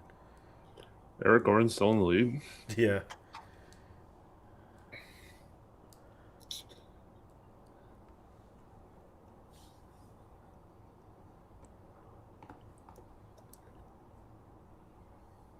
Lazy Panda, I actually think the opposite. He says, I don't know if you talked about it, but rumors has the Bucks going for Ja. That's bad for us because it drops the picks value. I think it's the complete opposite. I think that would be a desperation move that will further, because I don't think Ja and Giannis are a good fit. And so yeah, I don't necessarily think that will. It might prolong it for a year or two, but that just makes it even better for our picks being out a year or two, or 2 years. Yeah.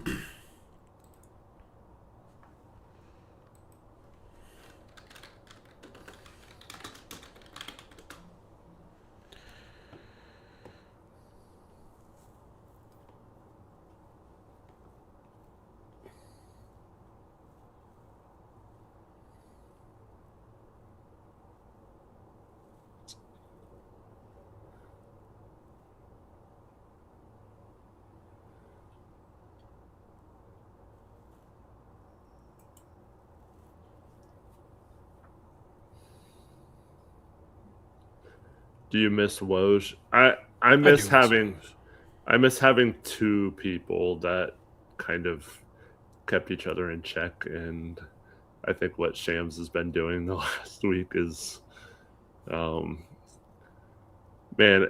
it does feel like with him tied to gambling stuff that he kind of toes that line of being very sketch sometimes with some of his reporting. But yeah, I miss having 2 people that you didn't have to rely on just one person for it. Yeah, there's no one that, I mean, there's been a lot of like secondary people, but no one's really taken that mantle and like been able to hang with Shams or Woj type levels. Yeah, Shams was a disgrace back in after that GP2 trade. Never retracted that or said anything. Apologized to the Blazers organization for lying on behalf of the Warriors. And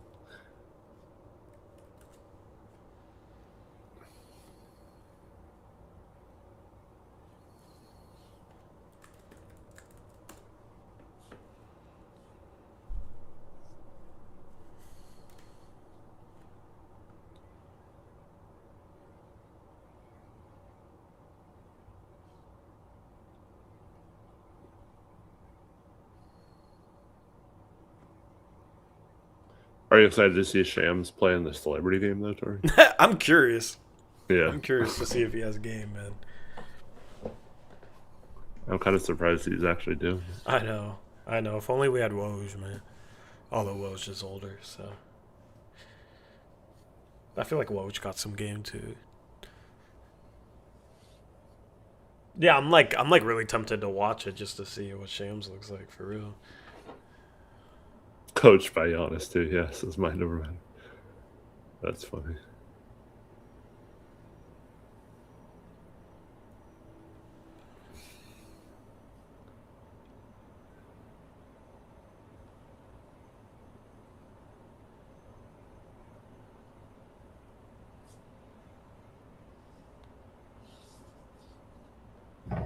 Hey, Michael, you want to bring me some Jollibees or something? Just kidding. I'm just joking. I wouldn't ask him to do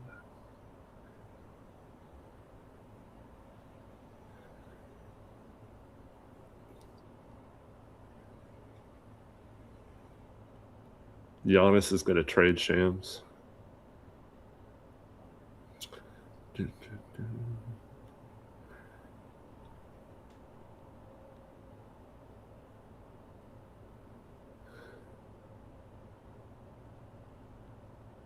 I know. I was just playing. I wouldn't make you do that. That does sound kind of good right now, though.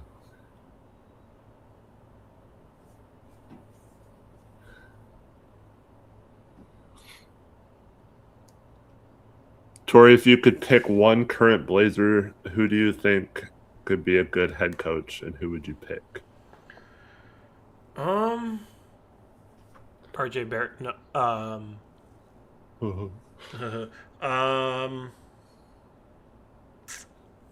I don't know. I would say Drew. But like that's just because he's championship experience and like Yeah. older vet, right? I don't know if he's. He doesn't really strike me as coach material. Klingon? Klingon, maybe? Yeah, Klingon one day. Kirk, stop with that, please. I already asked you. Yes, we would trade Drew for a Milwaukee Bucks first-round pick. That's not happening. Yeah, they wouldn't do that. Sharp, definitely not Sharp. I can tell you who it wouldn't be. Yeah. We have lots of guys who it wouldn't be. I don't really think anybody on this team strikes me as like coach material. To be honest, it's like hard to answer. I'm not saying he would be Phil Jackson, but Thibault seems like a Zen type. Yeah, he just wants to go like live somewhere after his career. Though I don't know, Zen coach. Hotwire says Dwap Reith as head coach. Trust. He's not a current Blazer, so.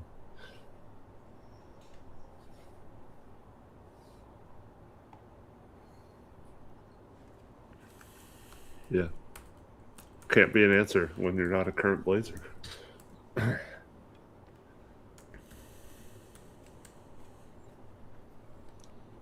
Tori finding a way to hate on Sharp again, shaking my head.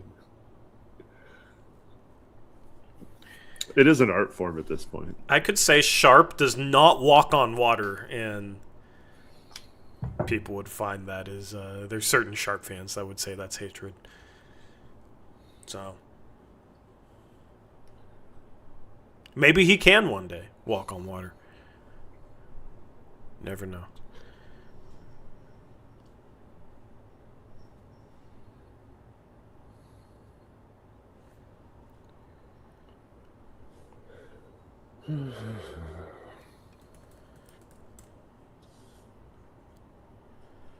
Where are you going, Brody?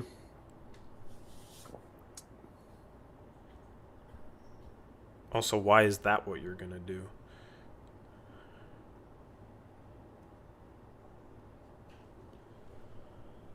Yeah, and please don't do those two things at the same time. Also, I'm going to be out of pocket like 10:30 to 10:50ish. But I'll be here to put you back up on the screen if your collab cam fails. Just, I won't say anything. Just FYI. So, Tori, were you upset with the Gonzaga Portland upset? I was shocked. Absolutely, I was upset, dude. We're cooked, man. No, he was happy, Brady. Yeah, He was that celebrating, was the yeah. worst upset in the conference in 30 years. That was freaking ridiculous. Old man says, where are the trades? Unfortunately, we've had like 30 trades already, so.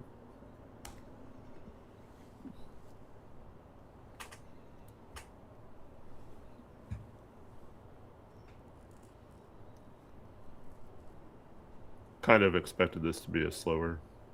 Yeah. I mean, short of re-trading players, like a lot of the players that have been talking about being available have already been moved. And yeah, there are some teams. Houston, I don't think has made a move, have they? With Van Vliet and Steven Adams now being out for the year, they're basically wasting 2 roster spots. Wonder if they'll potentially make a move today. Pacers are still looking for a long-term answer at center moving forward, so still to be determined if they make a move. There's been all kinds of Sabonis rumors the last week or so. Will the Kings just hold on to him, or will they move him today? There's still some stuff that could happen.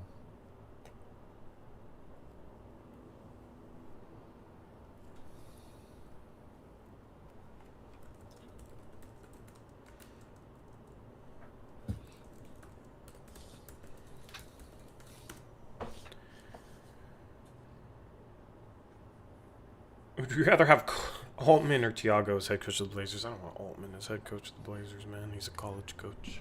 Yeah, Altman doesn't seem like he'd be a good pro coach.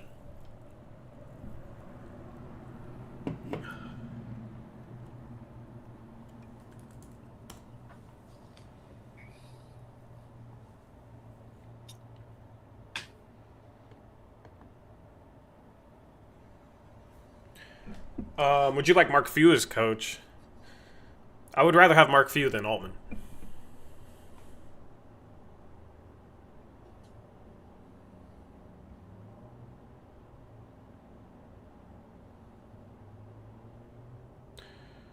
I don't know if Jacob Wilkins is a draft candidate this year. I don't know. I mean, I don't know how well he's playing, so I'm not really well versed on the back end of the second right now. So maybe he's there, maybe he's not. I'm not sure, to be honest.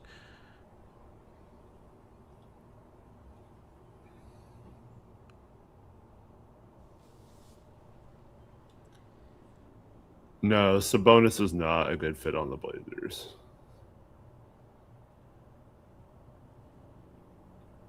I think he's an okay fit on the Raptors because they have so many defensive wings, but I think the Blazers adding a big man that isn't the greatest defender or rim protector is kind of a tough ask. He is a good rebounder, I guess, so it would help their defensive rebounding, but yeah.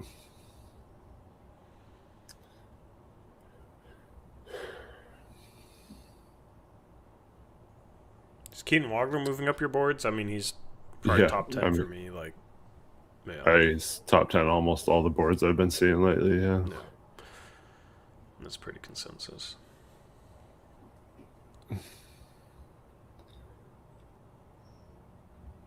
Ben asks, as of now, what is your one dream trade scenario? I'm curious. We don't really have dream scenarios this year. Like, I think both of us. I mean, I don't want to speak for you, but both of us kind of assumed this would be a quiet deadline, short of minor moves. Trading Chris Murray for a second. Yeah, yeah. Getting anything from the Kings for Chris Murray would be awesome, I guess. But I really just don't think there's like a huge move out there that we should be overpaying for or do anything. But yeah. People saying Trey Murphy. I think there is no way that I would like a Trey Murphy trade based on what we'd have to give up to make a Trey Murphy trade.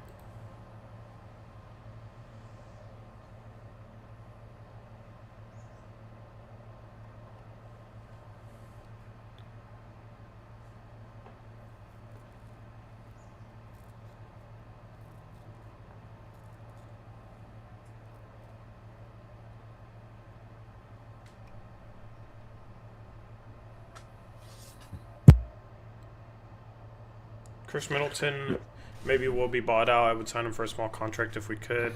He's kind of struggled this year. I kind of like the idea of, bringing him back if we got Giannis and you have Drew and Dame, be the Portland Bucks, but I don't know. Like if we don't consolidate depth, I don't think he makes as much sense.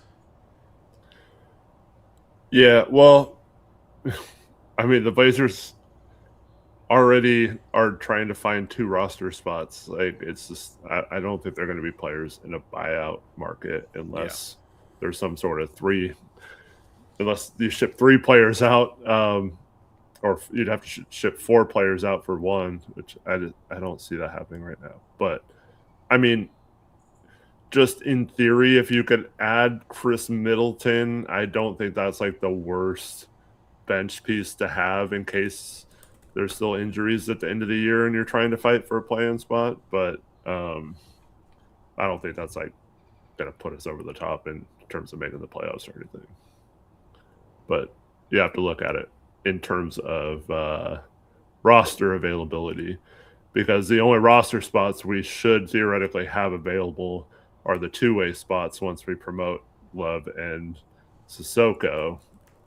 And I expect those to go to like a Blake Henson, and then, maybe a younger guy in another G League roster that you take a chance on, like the Knicks did with our roster, taking Dylan Jones from us. Yeah.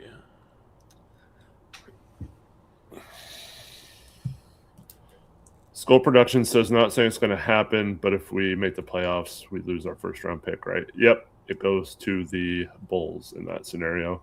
But it does very much clear up all our future draft capital. We'd then be in control of basically all our future picks, short of it being the second best in 2029.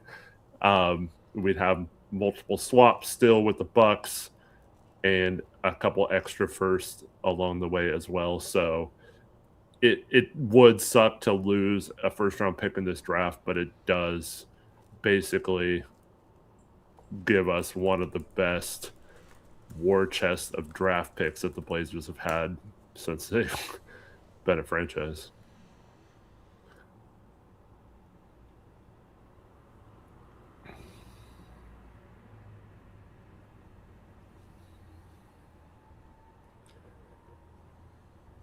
Multigun, where do you live now? Where are you coming back to Portland from? He says he's going to his first Blazer games in 12 years. Nice. I gotta bounce, but okay. If you get collab cammed, I'll be here to all right, add you back. Nance trade, that's correct. What Orlando pick do we own? We own the 2028 Orlando unprotected. What's up, Definitive One? How you doing, man? What's up, West? How are you? Hello, everyone in chat. Thank you for joining us today. Man, yeah. Yeah, you can see me live react while Tori's gone and then him come on.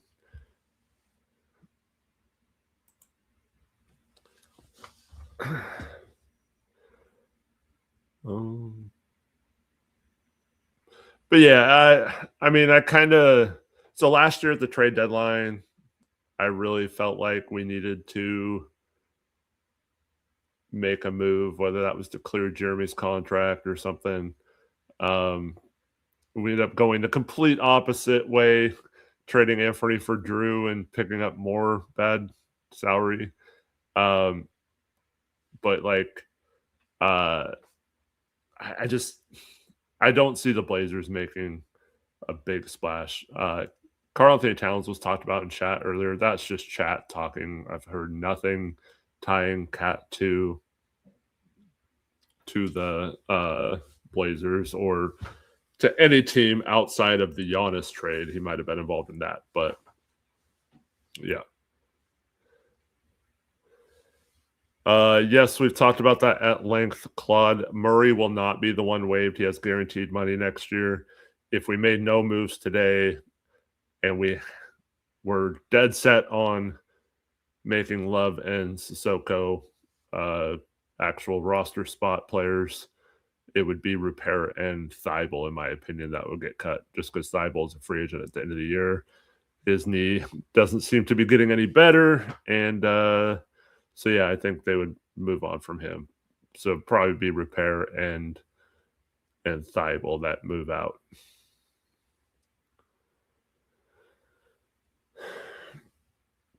EDM says not looking for a big splash, but a bit rough to see other Western teams just load up as we sit around.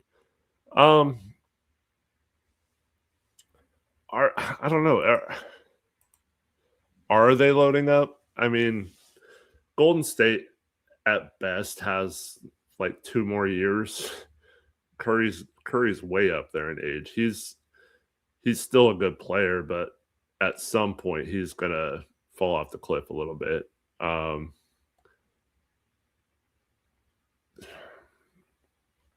don't know. The Clippers, I guess, got better long term swiping out Harden for Garland, but I mean they've been kind of a mess. Dallas traded Anthony Davis. The Jazz picked up Jaren Jackson Jr., so they're kind of pumping up their rebuild a little bit, but that's not necessarily like, oh, they're loading up. I mean, it's they've made some good moves and they're certainly on the come up, but I don't necessarily think that vaults them into contention or something like that. So outside of Utah, I don't really know what teams are like loading up. The Lakers get a shooter, but the LeBron situation is going to loom over them this offseason.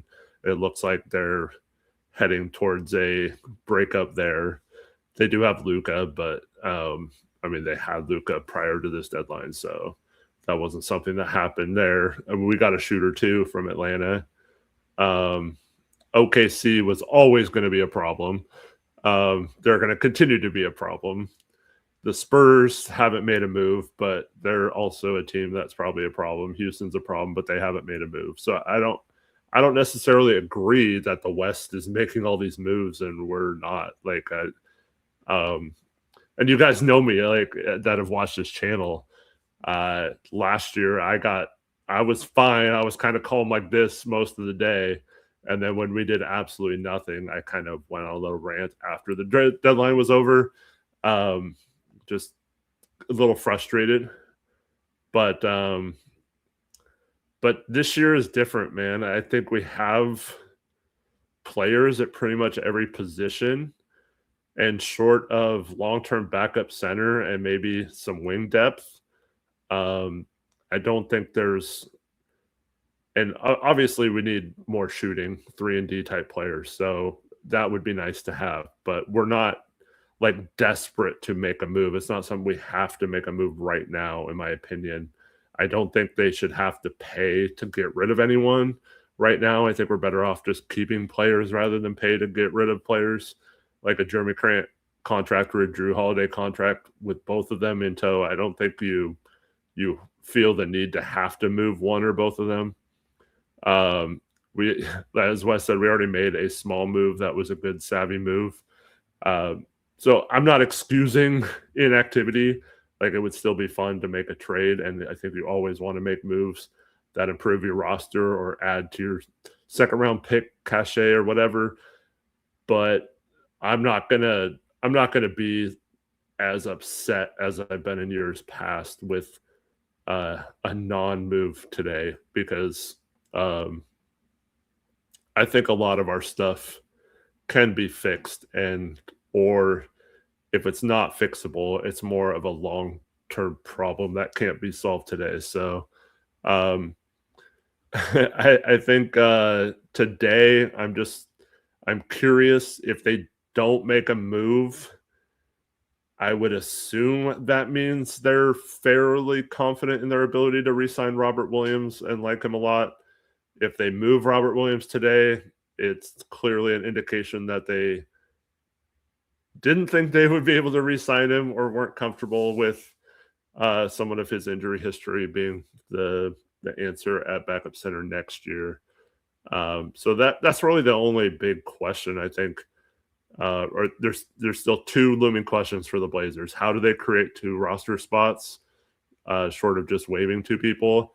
And how do they address their backup center moving forward? And will that be today or on another day? And a lot of people have said or asked, like, what's the dream scenario? I think if they get a backup center that has some promise, it would be a good move. I know that doesn't look good for the young Hansen fans if that happens, and I'm sorry that I'm saying that, but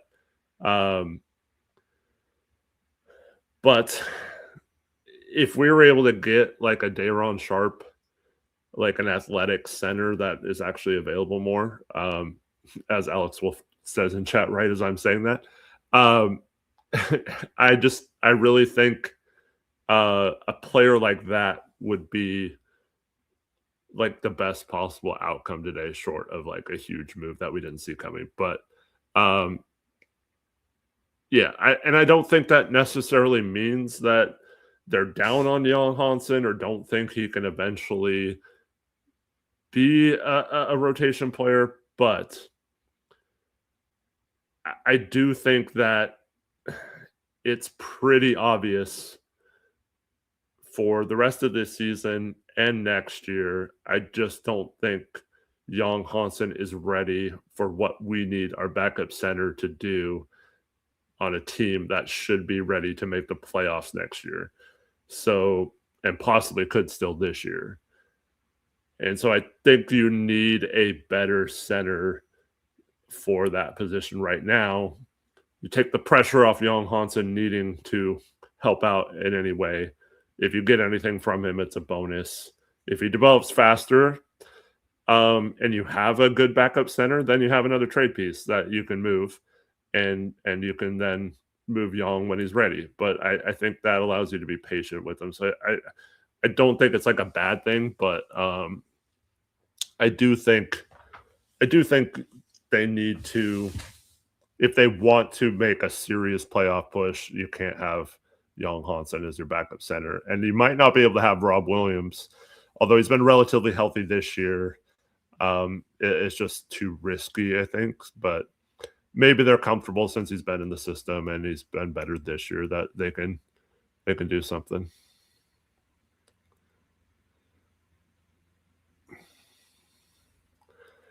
Eric, is the deadline going to be dead for the next hour, says Mubsy. I have no idea, man. It's already been dead for about an hour.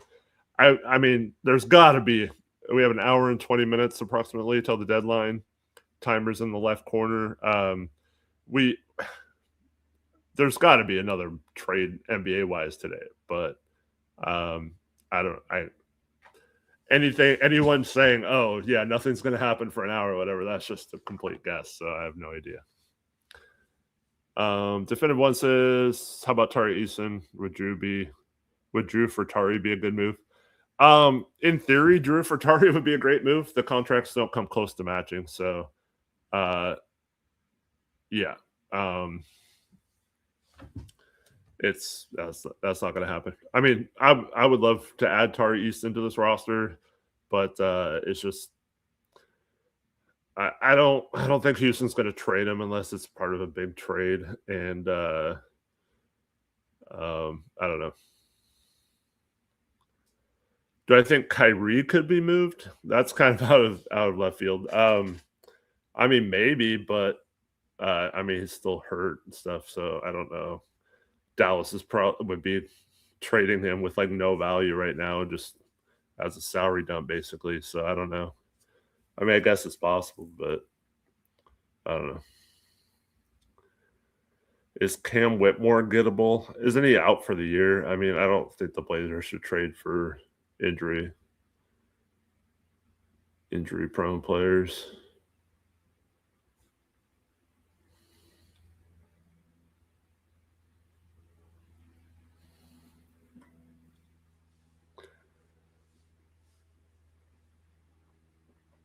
Alex asks if the Cavs should go after a small forward or should they just roll with Tyson and Wade. I mean, what they have, Tyson's been great. Like I would roll with that. I mean, I wouldn't mind them adding some small forward depth, but yeah, I don't know. Christopher Aquino, what's up? I'm not expecting much. I'd be happy with like a Daron Sharp as a backup center or something. That's what I've been saying. And I mean, if we move on from Chris Murray, don't have to give up anything of significance to get off him, free up some money for next year too. I think that's kind of the best case scenario. J. King says, I like how the Hornets are suddenly comp. Yeah, the Hornets are kind of doing what we did last year. Although I think with Knipple and Brandon Miller playing the way they are, they maybe have a little higher ceiling because we just had. I mean, I don't know. It's pretty close, I guess, with Denny and Sharp and stuff. But yeah, they're certainly finally building towards something. It's been a long time for Hornets fans, man. Blazer fans think they have it rough. The Hornets, they're doing some things, man.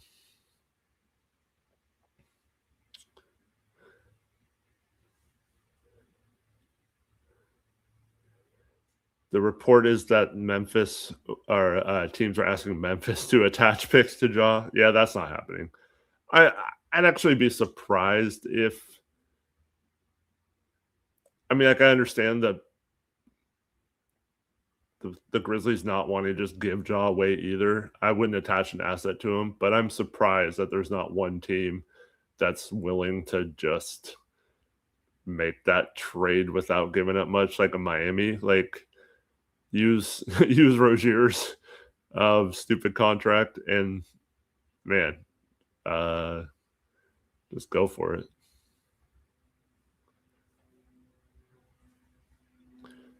Gafford would be a solid backup. Yeah, I think getting someone of Gafford's caliber would be too expensive. So yeah.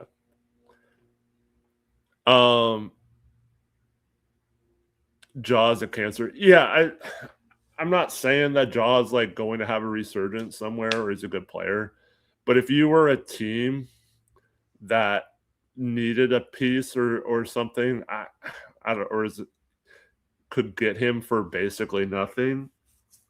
I mean, I would maybe take that chance.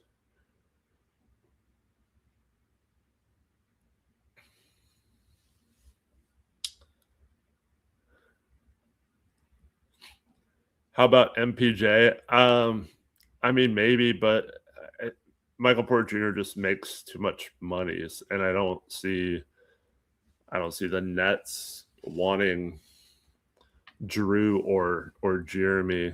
I don't know. I don't know if he's the best fit here.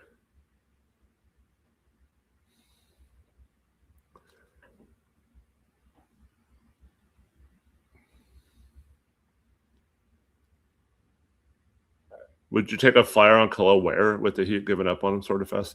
There's no chance they're trading Ware as a flyer. They're not giving up on him. We're not getting Khalil Ware for cheap. Yeah, but he's still a young player. They're not relegating someone to the bench is a lot different than them just wanting to be rid of him after a year and a half.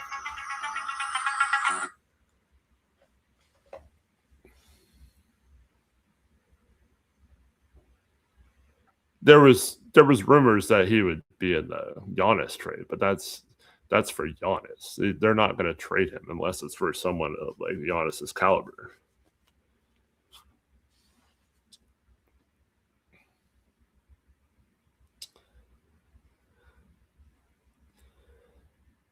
Would you do Grant and one of the Bucks picks for a Zion swing? I'm out on Zion, man.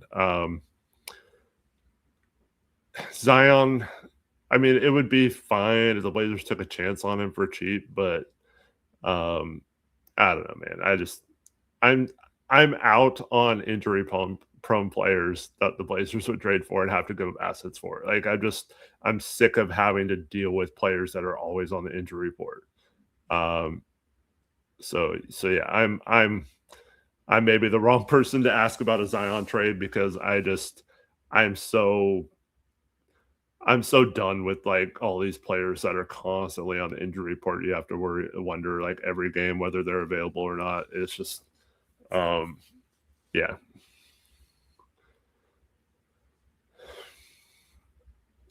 Alvi with a member for 27-month message. Thanks, Alvi. 103 likes and 470 watching. Drop a like and sub. Yeah, that would really be great. It's the easiest way to support the channel is to like and subscribe. Appreciate everyone who does that. But yeah, thank you all for joining us today. It's been, even though literally nothing has happened for the last hour plus. It's still always fun to just hang out and chat with you guys.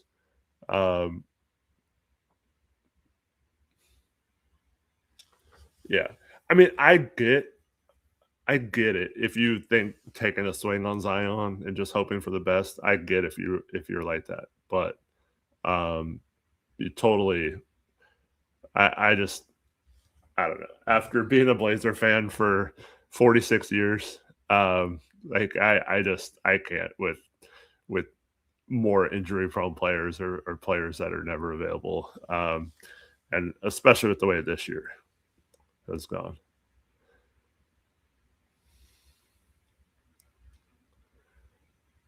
Yep, I'm 46 years old. I know I look way younger, right? Thanks.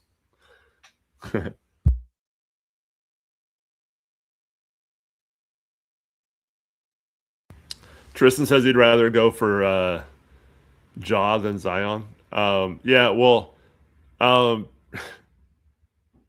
Ja just doesn't make sense here because we already have a bunch of guards. So, I mean, I wouldn't.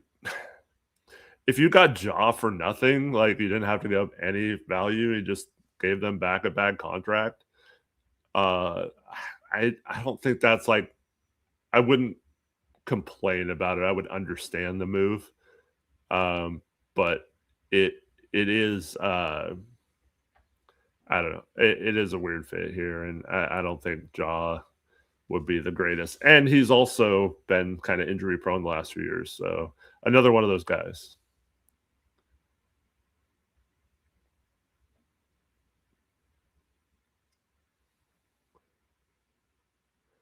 Would I trade Matisse Sharp in the 2028 Milwaukee swap for Trey Murphy?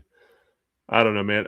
Sharp is on a poison pill. It does work with like a big contract like Giannis is, but the smaller the contract, the harder it is to make the money work. I think the Pelicans, you can maybe make it work, but you're not getting them for one swap anyway. So I don't see that as being a realistic trade. Even though Trey Murphy's a guy, I actually my trade back in the day that I got killed for by a lot of people. I wanted to trade the third pick to New Orleans for Herb Jones, Trey Murphy, and they had the 14th pick in that draft at the time, and a bunch of other firsts they could have traded us. I think we could have asked for the moon for them while on the clock and Scoot Henderson being there with David Griffiths being really really into Scoot and just intrigued by his star potential. I would have loved to just fleece them in that deal. I understand why we kept the pick and not did it though, and I understand that people didn't think Trey Murphy and Herb Jones would have been worth it, but we could have added those guys without giving up any salary back at the time because we had the trade exception. So I think that would have been the move, but yeah, I think it's too late for that. And I think they'd have to give up way too much to get Trey Murphy. And it sounds like the Pelicans think they're going to be their roster is good enough to compete without making a big move, which is weird. But do I think Laurie will be available for cheaper now that they have Jaren Jackson Jr.? No, I don't think. Well, first of all, I never thought that Laurie would be cheap. I think if he was going to get traded, it would have had to been an overpay. And now that they got Jaren Jackson Jr., I think they're going to build around those guys. Like, why do you trade for Jaren Jackson Jr. and then give up on Laurie for cheaper? That doesn't make any sense. I think they're going to be building around those two guys. And with Walker Kessler and Keontae George, I mean, they've already got a pretty good. Ace Bailey's had his moments this year.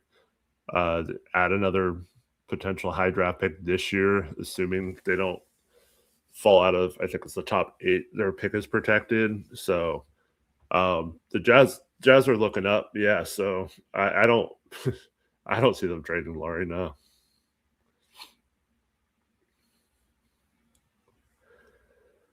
Wondering what the Jazz are going to do with Nurk.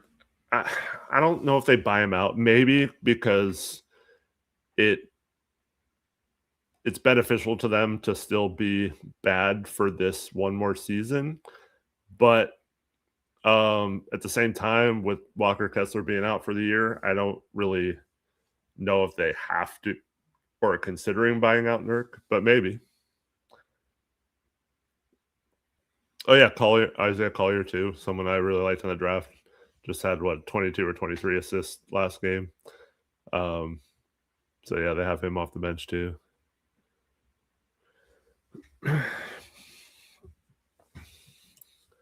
Sante Aldama is my go-to backup center trade target. May be able to get him for cheap from the Grizz.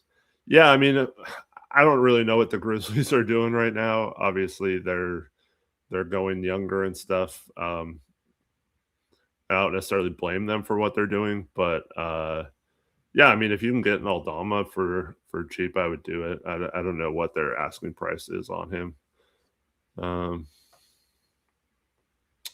All right, here we go.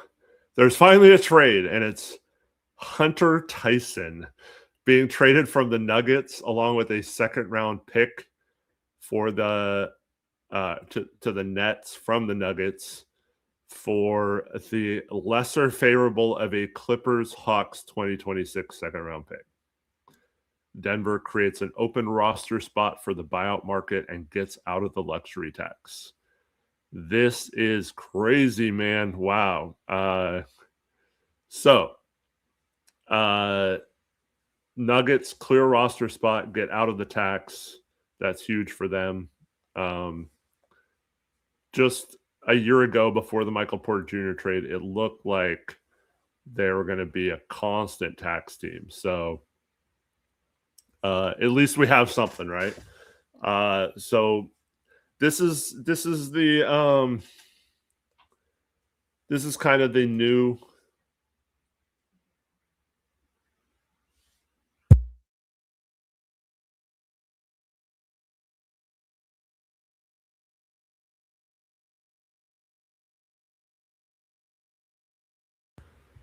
All right, sorry guys, my daughter is sick at school. Yeah, so this new CBA is going to lead to a lot of this kind of stuff. I mean, the old CBA had some of this too, but the Nuggets just I wonder if one of those picks is protected. It seems kind of weird that the Nets would give up a 2026 pick for, I mean, a 2032 second, is it? But that's kind of a wash. So, but yeah, basically just helping the Nuggets out, as Elizabeth Allen points out. Yeah, she's had the flu since Friday.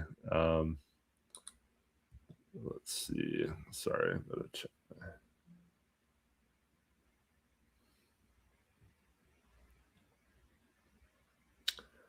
I wonder. Usually, I get the call.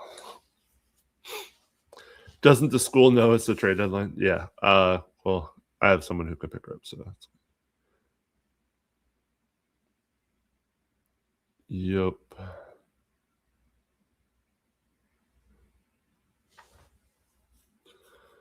Um. But yeah, I've always, I mean, not this kind of trade because, like I said, it seems like kind of a wash with the Nets giving up a second to get a second and taking on a contract. But um, the Nets have been this type of team. The Jazz have been this type of team. The Spurs have been this type of team over the recent years. I'm sure there's other teams. The Bulls might be in a position moving forward to be this kind of team, to where you continue adding assets even if you're taking on seemingly minimal contracts like Hunter Tyson. You just continue to add more assets as a rebuilding team. The Nets are also picking up Josh Minott from the Nets, so he gets moved. A couple of huge trades.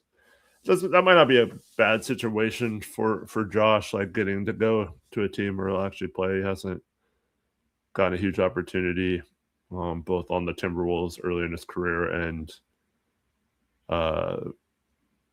with the Celtics this year. So Celtics also clear up a roster spot. I'm assuming I forgot to look after the Simons trade for Vucevic if that got them out of the tax. But yeah, they have to be pretty close to getting out of the tax, which is crazy considering how high they were into the tax with their roster going into last offseason. But they basically had to salary dump Drew and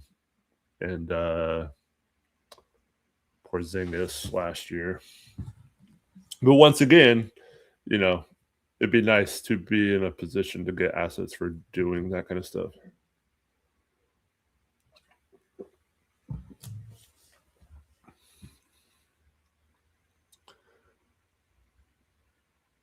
Beyond Cronin, who is making the ultimate decisions, Allen Trust or the new ownership, it's still so Jody has to give the final say. She's like the one who has to sign off on anything right now.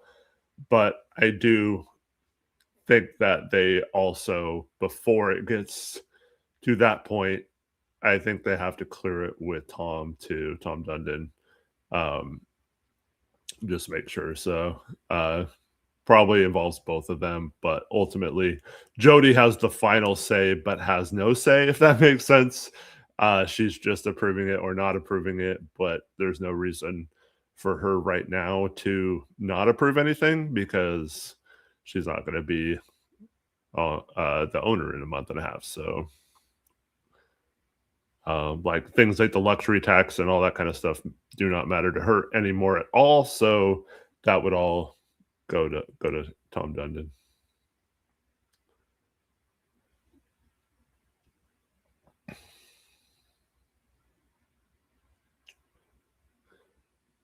Albie asked, did our new shooter get any shots last game? I saw the highlights, but it didn't seem like he was getting the ball that much. Yeah, he took a couple of really tough, maybe even bad threes. But yeah, I don't think that was indicative on like he had only gotten 2 hours of sleep because of some flight issues at getting over here, and so he had like no time to learn the offense or anything. So, all right, we have another trade. Wow, another blockbuster. The Philadelphia 76ers are trading Eric Gordon and a 2032 second round pick swap to the Grizzlies. This gives the 76ers the flexibility to complete a conversion of two-way contract Dominic Barlow. So wow. Back to back blockbusters. Josh Minott, Eric Gordon, and Hunter Tyson. Wow. That's crazy.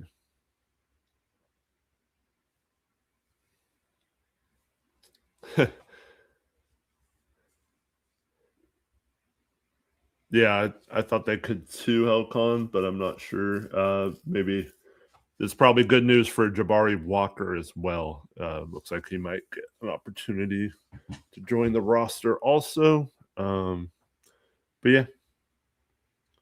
So Grizzlies pick up a pick swap for someone they're going to waive.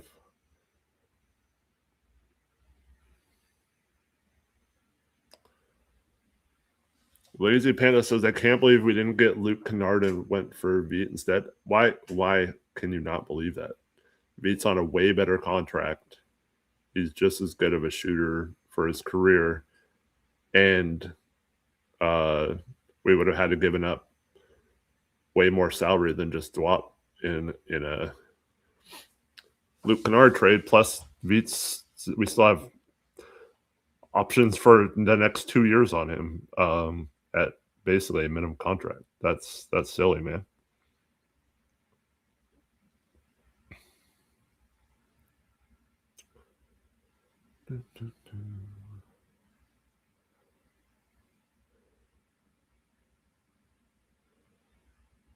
Veet moves too much off ball. I've never heard that before, Wes.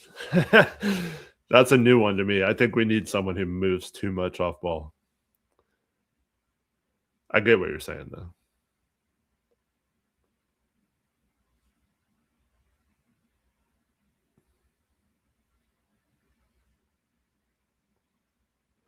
Luke Kennard is the better player and shooter by far. I mean, what? By far? What are you talking about?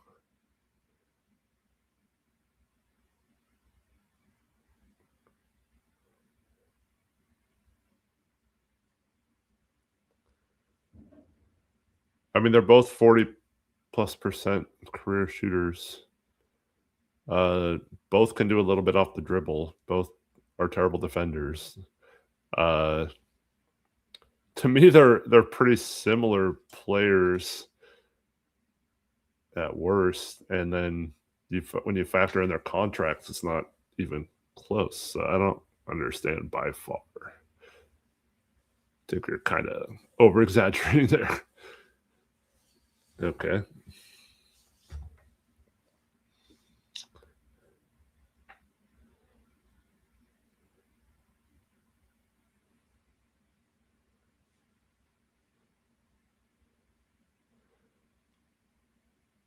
Do I agree that we're missing an enforcer on this team? Yeah. I mean, I don't think you can have enough enforcement. I mean, I don't like the guys that's all they're known for. I'd prefer if they can play a little bit too. But I do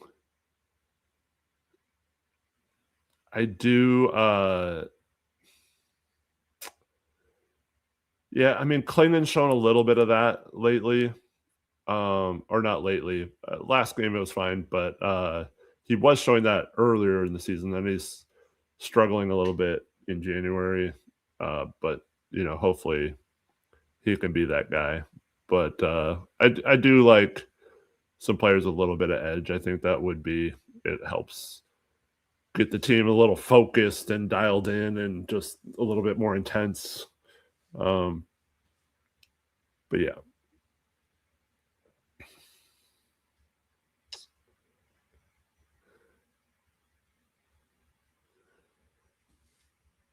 Albie forgot Matisse is on the team.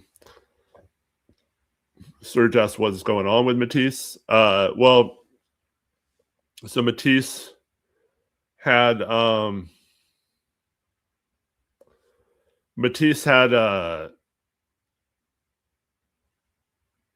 well, he was out for a different injury, and then his knee injury that he was out most of last year from came back while he was sitting out for his current injury. So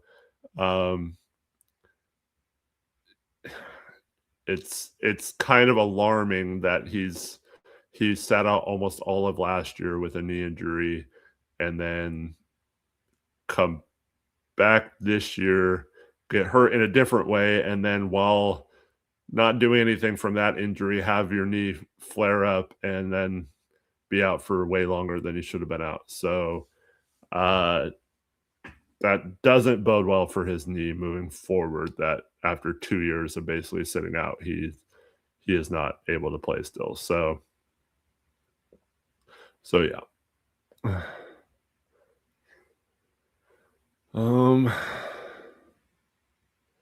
What are the chances we sign Rob to a new contract in your opinion? I think in the next 54 minutes, that's going to change my answer a lot. Obviously, if we trade him, we're not going to sign him to a new contract. But if we still have Rob Williams on the roster after today, it means either we are looking to clear his salary and didn't want to trade him for a non-expiring contract, our second round picks or whatever, and we just want to use him for this year and then we're going to be done with him, or they feel very comfortable that he's their backup center next year and will look to re-sign him, probably to a shorter term deal. But they have to, if Robert Williams is still on the roster in an hour, I think that it's pretty clear that they are going to look to keep him next year.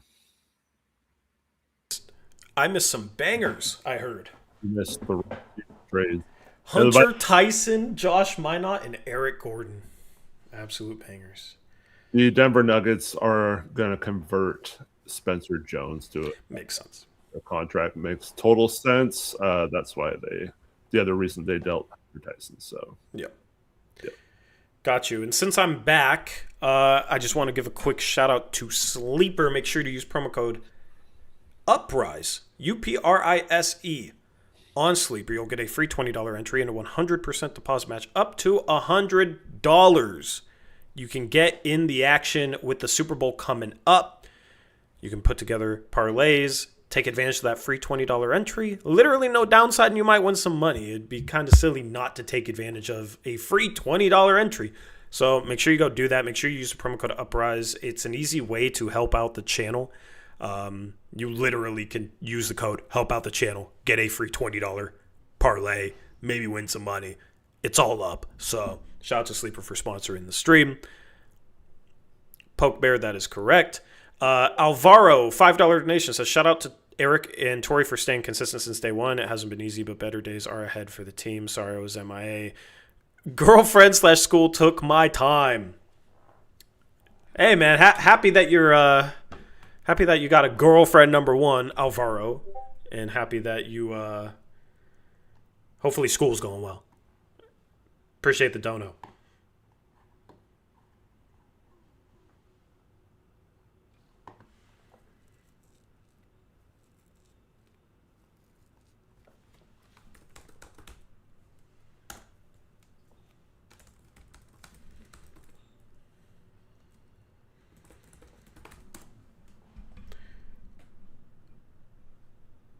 Tori just went to call Cronin and beg him not to trade Murray. How'd you know that? Watch us trade Williams for Ayton. That'd be gross. I don't even know if we're allowed to do that since we bought him out. I think we are. I don't know.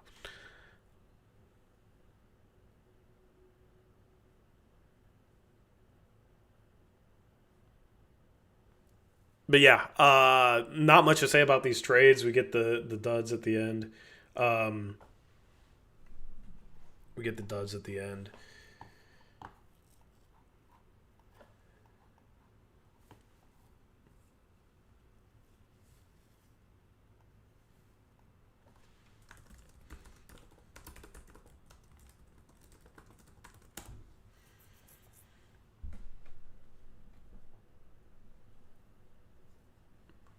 But still waiting on if the Blazers can clear the roster spots to put City Sissoko and Caleb Love on NBA contracts, because the thought was they're going to cut Duop Reith, put one of those guys on, but they traded him for Krejci. So they still have 2 roster spots to open up if they want both those guys on general NBA contracts.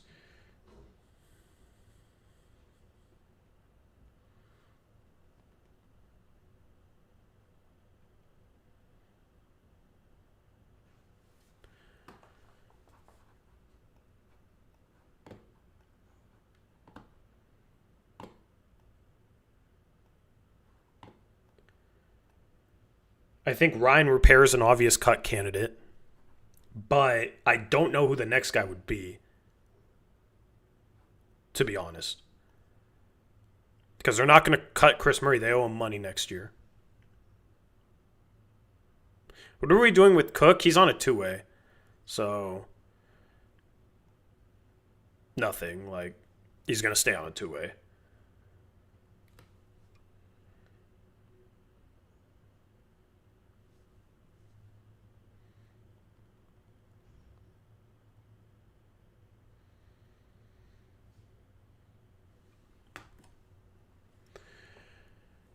You can't cut Wesley. I mean, Wesley played ahead of Caleb Love last game, so I doubt they cut Wesley to sign Caleb Love to a normal contract. Question in the chat. I know you guys are 49ers fans. How would you guys feel if the Seahawks win the Super Bowl on Sunday on your home field? I'd feel terrible. I screw the Seahawks. I am rooting hard against them. I am hate watching them. I hope they lose. I might put money on them just to make me feel better if they win. I don't want them to win. OMG, Nurk is back.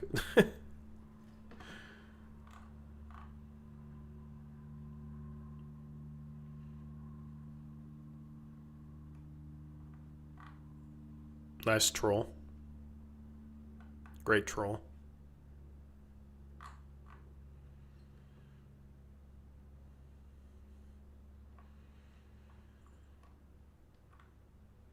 Are we rebuilding or retooling? And love Dame, but how much does our roster realistically improve with the addition of a 36-year-old Dame coming off an Achilles injury? Have you seen our offense? He will help. He'll help.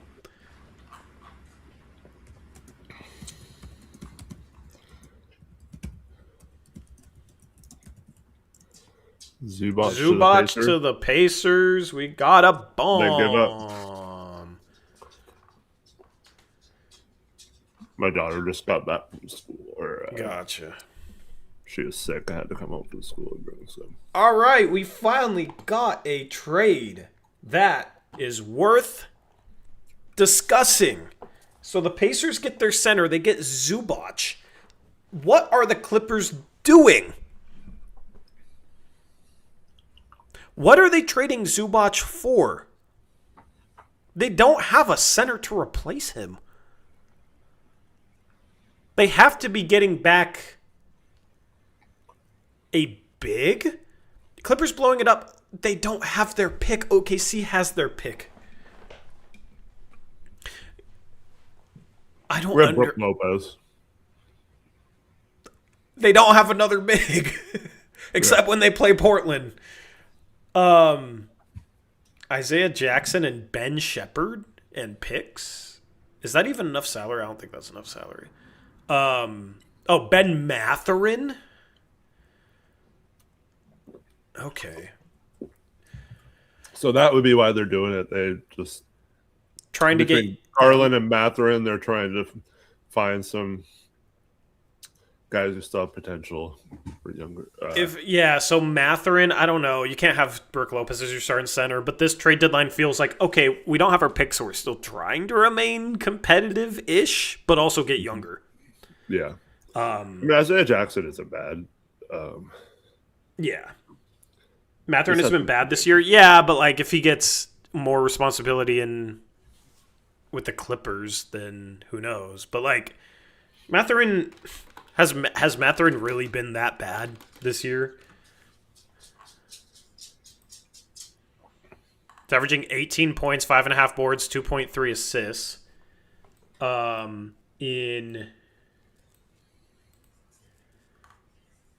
2.3 turnovers. He's shooting 43% from the field, 37% from three, true shooting percentage of 59%.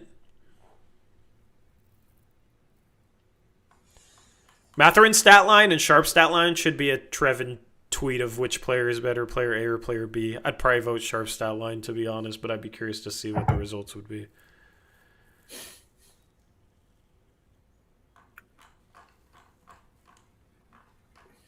I don't think Mathurin's been bad. He's just a scorer, not really a playmaker, but he's been decently efficient.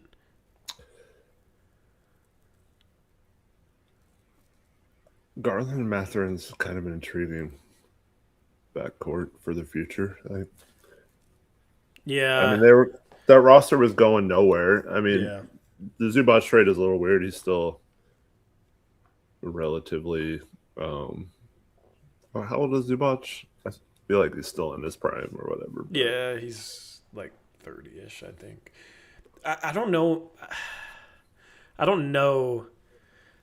It's going to be interesting to see Zubac in the Pacer style of play because he's not a stretch big. He's not like the. He's not like a fast big. He's not an Obi Toppin level athlete or anything close to that, right? So he's a really good setter, and he's far better than any center they have. I just don't know. Like he's better than Miles Turner, but Miles Turner might have been better for the Pacers in the way they play than Zubac. yeah, maybe. Although Turner's like, I mean, he seems like he's an athletic center, but he's not. But he He's can not shoot super threes. athletic. Yeah, He can shoot threes. Like he can take the big away from the rim, and Halliburton collapses the defense and kicks, and like he trails the play on fast breaks and can shoot that trail three.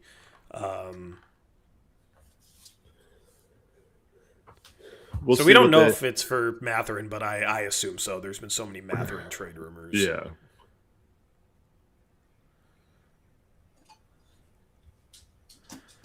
Let me take my cursor off the feeds. Hello.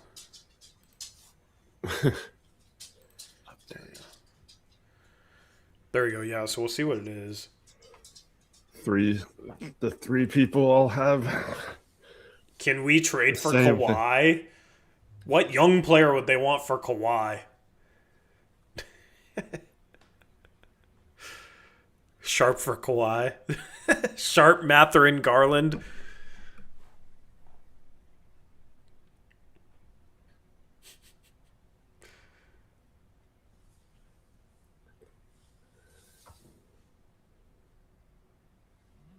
Young, they need a center. Yeah, there you go. There you go. Yeah, Yeah, I don't know. I mean, I guess Brook Lopez is going to be their starting center, but that team is going to be easier to catch for the ninth seed and easier to beat in a playing game for the Blazers now. I don't think any other teams are going to challenge for the play-in. I think Portland's pretty safely in because, I mean, Utah, they're going to tank the rest of the year. Memphis just traded Jaren Jackson Jr. We're still waiting on a Jaw trade. It'd be funny if they traded Jaren Jackson Jr. and kept Jaw. Still haven't gotten a Jaw trade. You got the Mavericks just traded AD. I don't think Kyrie plays this year. Although, if you trade AD, wouldn't you want to just see what you can get for Kyrie and move him? I mean, you probably can't get anything, so it might be better to keep him, rehabilitate his value if you can, I guess. But I mean, there's really no challengers to Portland for the 10th seed, in my opinion. yeah. Although we do have to win some games, otherwise we could Yeah, well, have you seen go to someone who's have you not seen our going. schedule in March, man? Oh, It we is did a just lose to the cupcakes. Wizards. Our schedule in but I mean, assuming we're healthy and Denny's healthy, and we have that cupcake schedule. Assuming in we're March. healthy, that's a bad assumption. Hey, man, it's lining up so that we have a chance to be healthy. Even if we're not healthy, if we just have a healthy Denny, I feel confident in us being able to win 2/3 of our games in March. Yeah. You got Golden State, like, they don't have Jimmy Butler. I mean, the Blazers have a golden opportunity in front of them. That's why the 6-game losing streak has been absolutely brutal to deal with.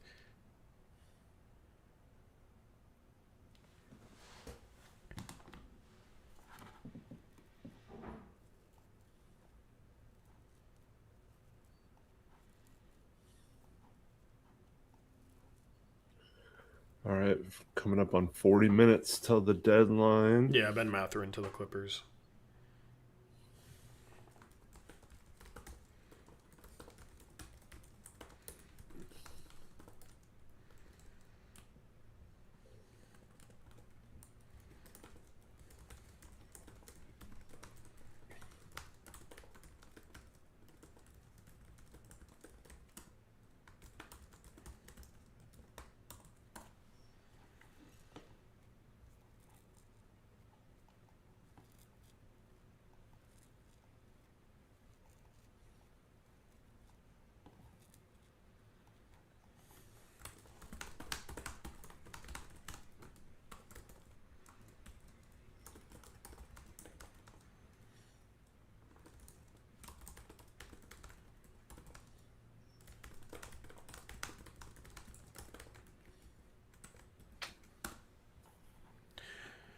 Okay. Yeah, Mathurin to the Clippers. There has to be another salary, right? How much is Zubac making?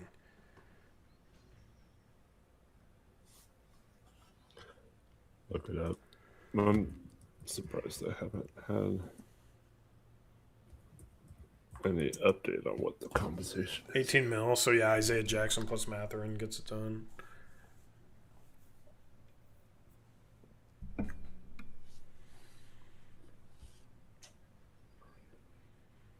Yeah, 18.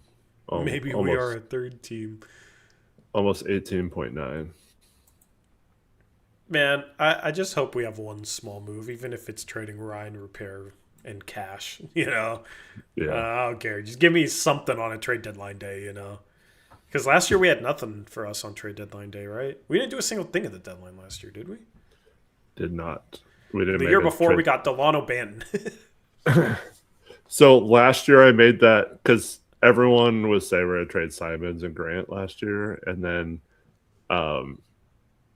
there would be a small move or whatever. Remember, I made that bet with West. Yeah.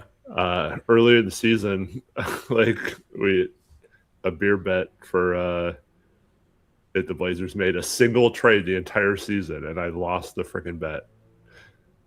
They didn't make one. They didn't even make a repair for Krejci type move. Yeah, I mean, at least we'd made a trade. It just wasn't on deadline day, I'm cool. I'm cool with this trade deadline if they don't do anything else. Would be fun to have something, Yeah. But I mean, if they just cut Matisse Thybulle after this deadline, it's going back to those streams, Tori. Once again, we got killed for being like two of the only people who thought it was terrible to match Matisse Thybulle's contract with the Mavericks. And then, the Blazers said they had a lottery grade on Ryan Repair. And if you just cut both of those guys, that goes back to both of those decisions, both on Joe Cronin. It's just not great, man. Yeah.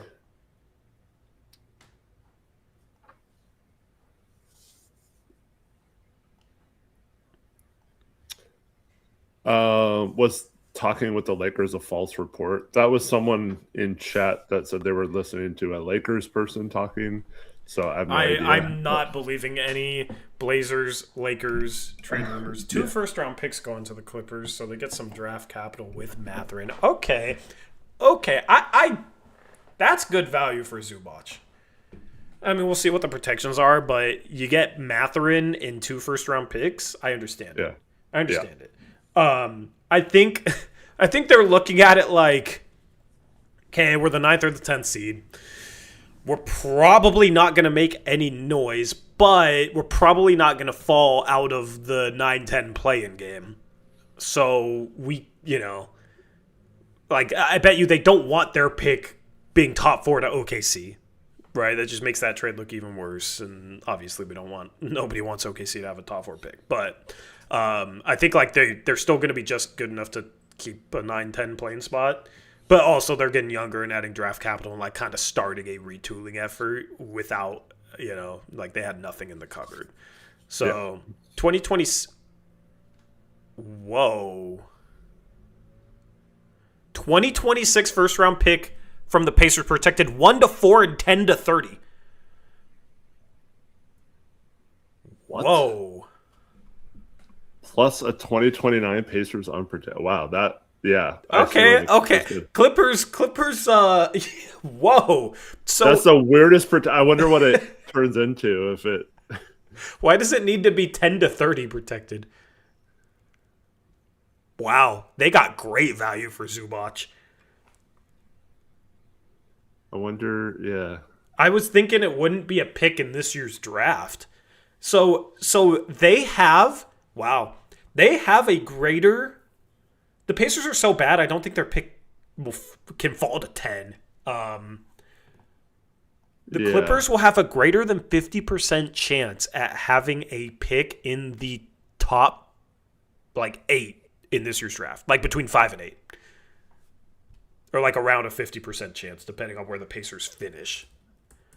That's really interesting. Yeah, I didn't think about that. Yeah, because like you said, I don't think it's possible for them to fall to 10th. So, Yeah, right now they're third, so the most they could fall to is 7th. so you basically just traded them a pick if it's if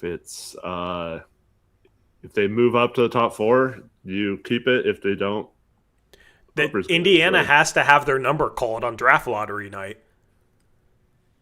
Like that I know they just traded for Garland, but that could be Kingston Fleming's at 5. You know what I mean? Yeah.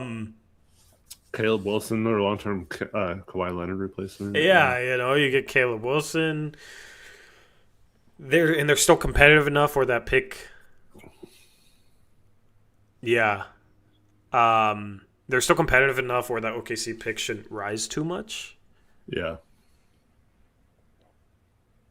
And they could have a higher pick than the Thunder, than the pick they owe the Thunder.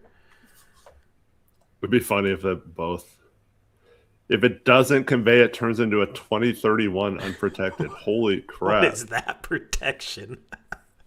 That's a new one. That's a new one. Like, I get it for Indiana. You were one game away from a championship, and then you lose Miles Turner, so you go get and you didn't have Mathurin during that run last year, so you're basically just like taking that team from the run last year and replacing Miles Turner with Zubac. I get it. I don't like giving up the 2026 first-round pick and Mathurin and a 2029 unprotected. Because you never know what could happen. I mean, look how bad they are this year. That's a lot for Zubac. I mean, Zubac is a good center, but he's not worth all that. Yeah. I mean, they're just, I guess, expecting to. The Pacers have made some pretty good moves. I mean, it's the Haliburton injury was unfortunate, but that's out of their control. So they had to tank this year. But man, I guess.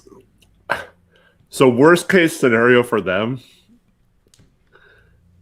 they get 4th this year. They get to keep the pick, obviously, but they miss out on one of the big 3.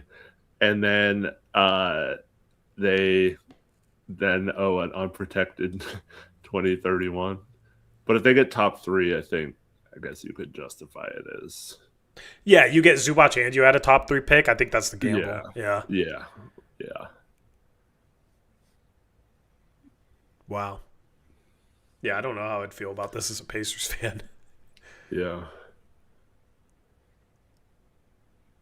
I guess, so Zubac's contract, see, this is what I was talking about with the Blazers, right? Like, small market teams, like Pacers and Blazers, they'll overpay for a Zubac type contract. But if Zubac was making, like, DeAndre Ayton money from last year, that there's no way you give up this much. That's not a player they probably even consider trading for, especially for this price. So Zubac receives a $2.4 million trade kicker. Those contract gets a little worse, I guess.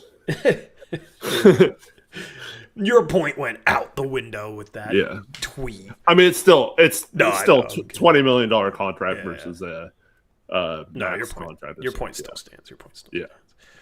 That's crazy, though. All right. Half an hour till the deadline. Just going to make Tankathon Sims a little more interesting for the rest of the right? Yeah. I'm cool with that. That locked pick. Where are the Pacers at right now? 3rd. I ran one sim and they got 2nd. Okay.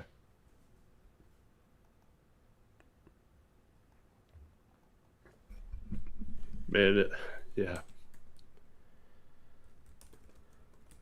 I think all 3. I could make the case, I think, for all 3 of the top 3 in this draft being really good fits for the Pacers. Yeah. Style of play. Yeah. But it's like Boozer would be awesome next to Zubac as your 4-5. I mean, I don't know what that leaves Siakam long term, but he's a little older. Dibonsa, I think, would be really good in that offense. That'd be fun. Have a free flowing offense like that.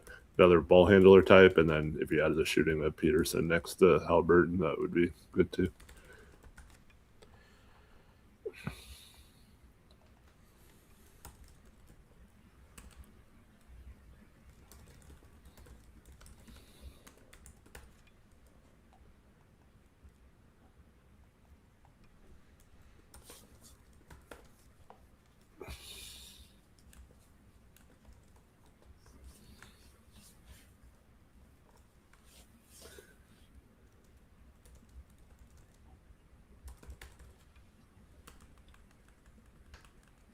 Man.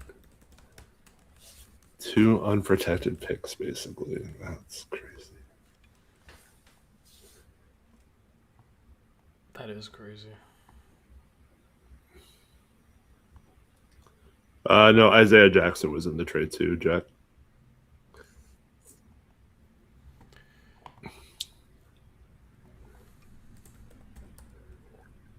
Mathurin, Isaiah Jackson in the picks. Or Yeah. I didn't see anything about Ben Shepherd. Someone said that earlier, but I didn't see anything officially. Yeah, I'll put it in the slideshow here. Let me do that real quick.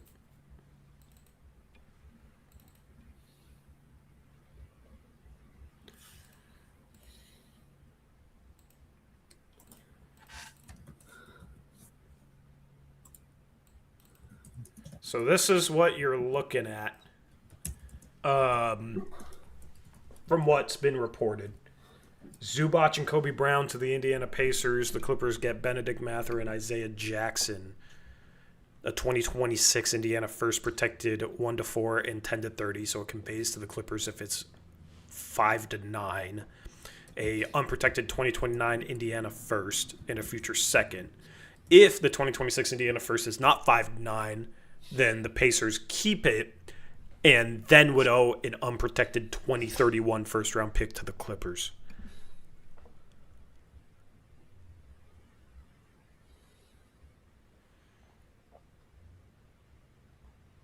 So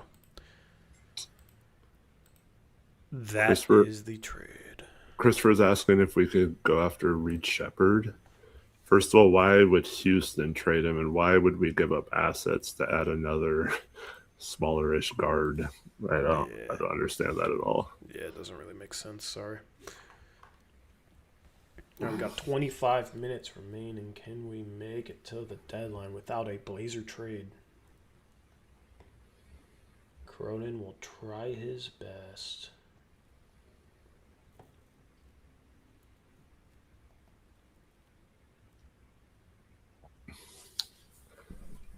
Are we going to get a last-minute Ryan repair for a top 55 protected second? What's the most realistic trade we make, Hilo? I just said it.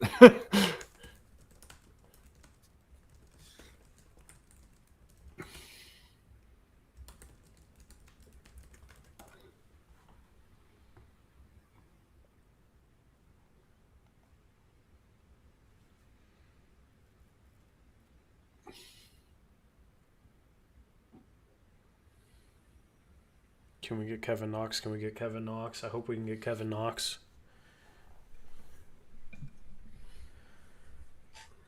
Say a random player. What's the first random player that comes to your mind? George Niang. All right, there we go. We talked about him. We talked about. Was that me and you, or was that me and someone else? I guess it's not. No, it was you and me. Yeah, because we talked about him. So you like hate him, but he is. I kept pointing out that he's like a career 40% 3-point shooter or something.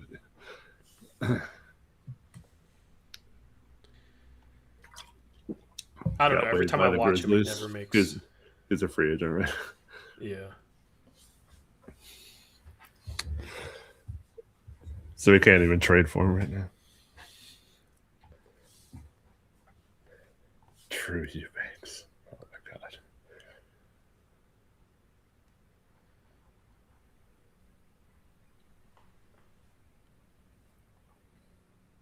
Drew Timmy to the Blazers. Imagine. I don't know if he's tradable. That's what the Blazers and Lakers were talking about. The Indiana Pacers made a run at Utah Jazz center Walker Kessler and offered a package highlighted by 2 unprotected first-round picks. It was declined, and the Pacers pivoted to Zubac. Kessler will be in demand as a restricted free agent this summer. Who knew? Who knew the Jazz would be buyers and the Clippers would be sellers? And the Wizards would be buyers. Can you, Tori? This is crazy. If I went to you before the season and told you that the Utah Jazz would decline 2 good unprotected first-round picks for Walker Kessler in their current situation, and instead would be buyers at the trade deadline. Trade for Jared Jackson Jr. Yeah, I don't know what I would have told you. Here's the thing, man. Like, it's crazy that Dame's even on the team, right? Everything that happened in the last 3 years with the Blazers roster has just been like insane. And then all these random NBA trades out of left field. Like, you just never know. You never know. And I feel like every year we look back on like the last year or two and it's like, man, so much crazy stuff happened. I mean, last year it was like Luka is a Laker. What the F? Now we're kind of used to it. But every year we can look back at the previous year or two for the Blazers or for the league and just like there's so much random stuff that happens. So that's why it's like looking ahead, man. You know, what's it going to be next? Because I'm sure a year from now we'll be looking back at some stuff that happens between now and a year from now. And it's going to be kind of crazy. So that's the fun thing with the NBA and roster moves and that sort of thing. Scooball got 32 mil. Did the Tigers actually pay him? No, he was in arbitration the last couple days. That's what they landed on? Yeah. Well, he asked for 32 and the Tigers said 19. Yeah. So the arbitration gave him Scooble the full amount. That's crazy. That's crazy, yeah. Maybe they trade him now because they just cited Fromber.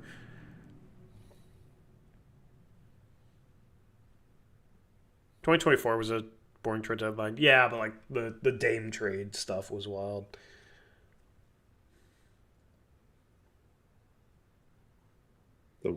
At the 2024 deadline? No, I mean like before that.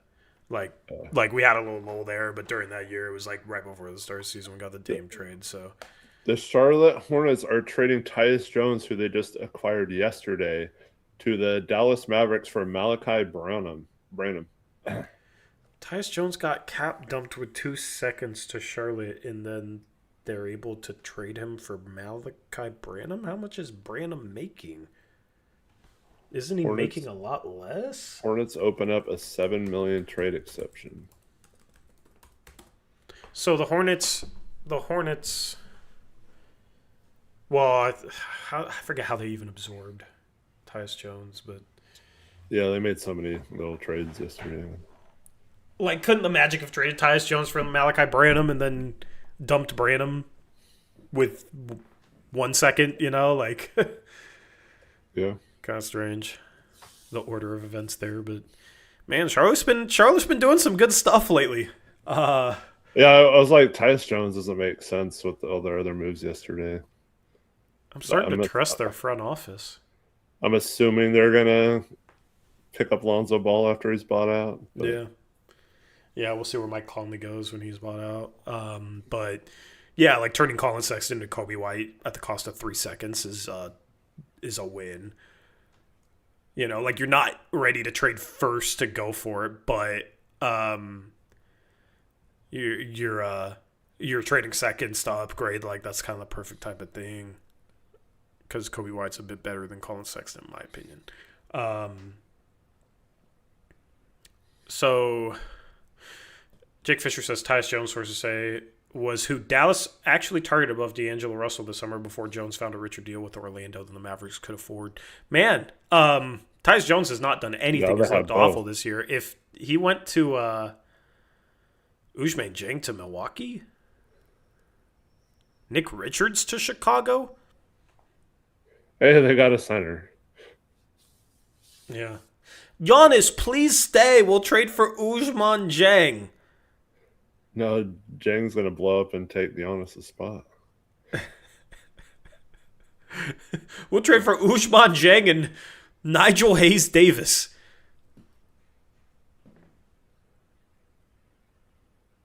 That's funny. Man, I thought Chang would be a lot better than he has been.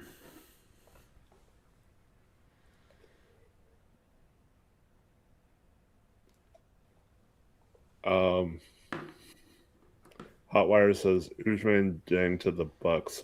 F. Well, what? What? You're mad that the Bucks got Usman Jang? Hey, man. Means they're not trading Giannis now. They got Usman Jang. I'm trolling. Yeah, I knew you were trolling, but it worked. That's what people say after they get called out. Just kidding. I mean, it is what they say after they get called out, but would you rather have gotten Veit or Kobe White? Veit, 100%. Like, that's not even a question. Kobe White's a better player, but like, yeah, right. It doesn't really make sense here. Yeah. Yeah.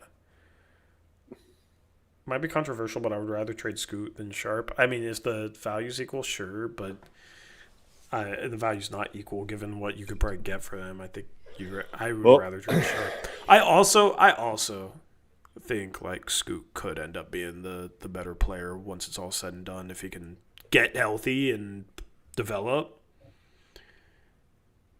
Like, I think a lot of people think Sharp has more upside, but I think Scoot's ability to read the game and like he has potential to be like a primary ball handler, and I'm struggling to see that with Sharp right now. Sharp's a scorer. He's a really gifted scorer, but like scorers don't make stars. Like stars generally are guys that can handle the ball and like play make and read the game. And well, we aren't trading either of them right now, so we still have both of them on the roster. Yeah. So who we'd rather trade is irrelevant because we're not trading either. I still believe in Scoot, man. I'm excited to see Scoot play again, bro. We're going to need his energy. Hopefully he has some because he's not going to be in game shape. I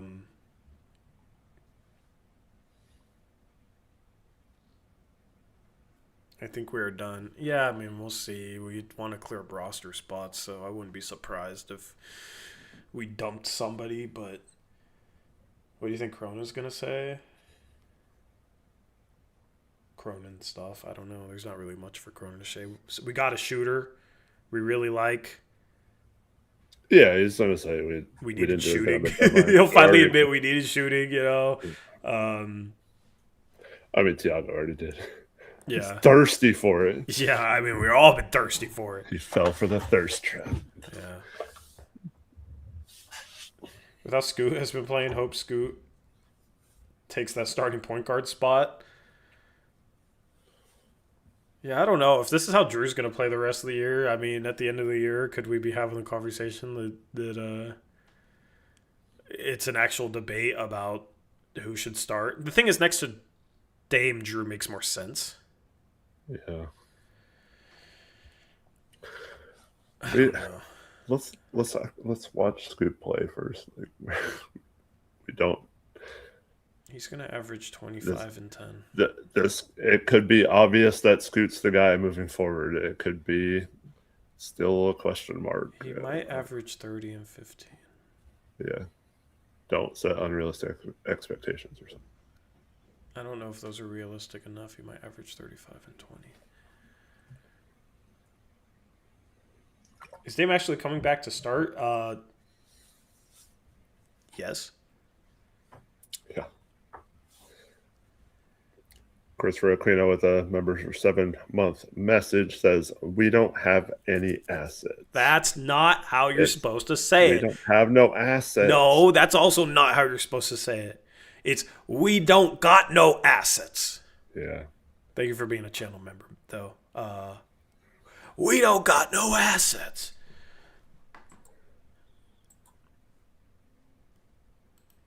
We got assets now. We do got some assets now. I don't know if you read this up, but Mr. Payan Leo had a member for 44-month message that said, need the Cronin walk to get things going. Yeah. Did one have a picture of him out for a while. On his phone. Who said that? I said that. That's a classic clip. You got to go find my rant compilation. Yeah, or look at the post-game live stream of the New Orleans Pelicans beating the Los Angeles Clippers with Paul George getting COVID and not playing in that game for us to lose a lottery pick in that draft. I would not react like that today. Yeah. I was a bit more mentally unstable.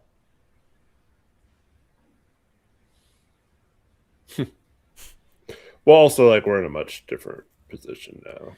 Yeah, but like, same situation, play out the same way. Like, it's still, I'm a bit more mentally stable now. I'm not gonna say I'm all the way mentally stable, but I'm not quite as unstable as I used to be.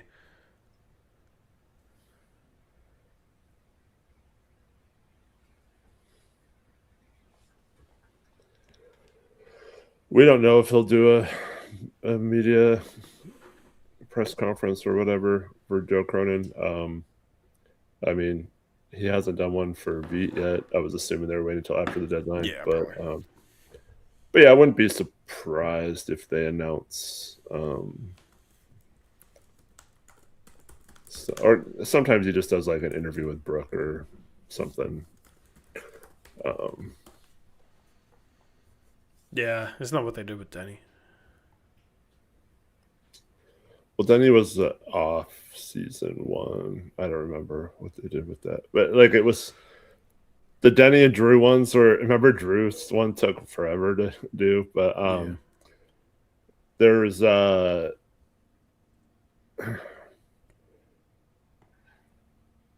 trying to the Denny and Drew ones. They were announced before the draft, but then didn't take place officially for weeks. So like they're both kind of weird timing wise.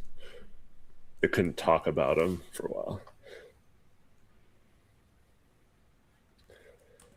Daniel asked, are they just not going to make a trade to open up a roster spot for Caleb and City? I mean, it's not looking promising. I mean, a lot of those repair for a protected second round picks happen at the last second, but yeah, man. Remember when we used to get a flurry of trades leading up to the deadline? Yeah, I mean, you remember when at the start of free agency we used to get a flurry of moves at the start of free agency? Yeah. The draft stream is the top stream of the year now. Yeah. Because stuff actually consistently happens.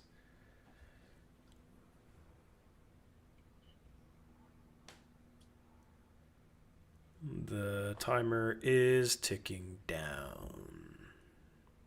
Do we think Kawhi gets traded? No, Smog. Stop. Hey, he's just asking a question. No, I know, but it's just like...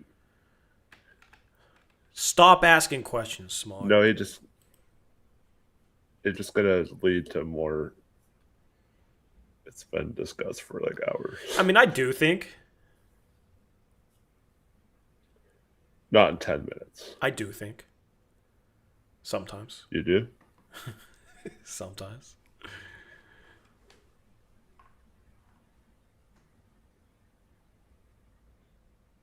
Occasionally. Probably won't stick around to hear a Cronin news conference, FYI. We'll react to it on Twitter, but... He usually does not... Like, he's not going to call a press conference for this. They sometimes get a reaction from him in form of a tweet or something. I thought he does sometimes do a press conference right after or maybe I'm thinking of the draft. Yeah, that's the draft.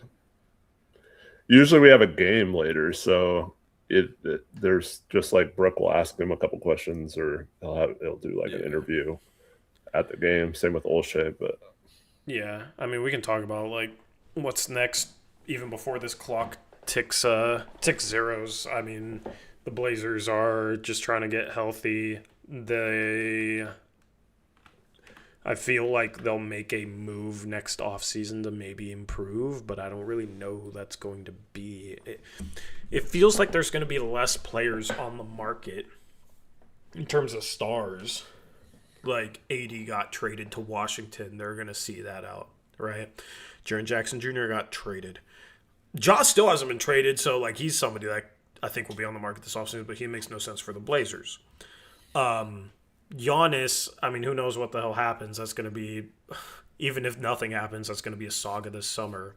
So it's going to be like, how can Portland? I think this offseason comes down to like, will they actually trade Giannis? Will the Bucks get lucky in the lottery? We got to hope that they don't.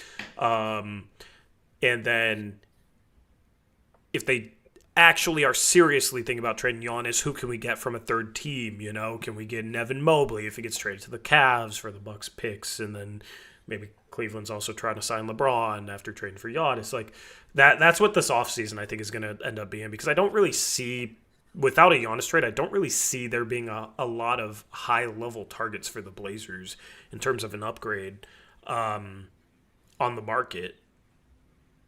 I can't really think of names. Like the Grizzlies thing, you've kind of felt it going this way for a little bit. Now it's finally there. The AD thing, like kind of felt it going this way. Now it's finally there. Maybe I'm forgetting of a name, but I think the fallout is just Portland's waiting to see what happens with Giannis, number one. Number two, they don't have to do anything. They're being patient. They're trying to get healthy, see what they have in Scoot in year 3. And then, next year, next offseason, it'll be a lot of like Giannis drama. But if Giannis doesn't get traded, it's going to be curious to see. I'm going to be curious to see what the Blazers do if they put Grant's, like if they're able to move Grant's contract for something better, if they're able or even willing to look to move Drew. So people keep saying like Trey Murphy, but I mean, yeah, maybe this offseason, but that the price on that would be stomach turning.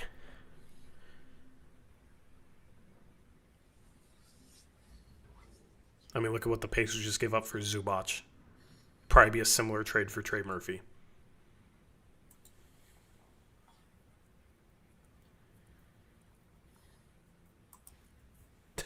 Todd from Mexico. There will be a Blazer trade in the final minute. Sabonis for Scoot Grant and a protected pick. That'd be disgusting. You want to see me rage? Do that trade. And people say, Sabonis is so good. Why do you hate everything Cronin does? Like, bro, he can't.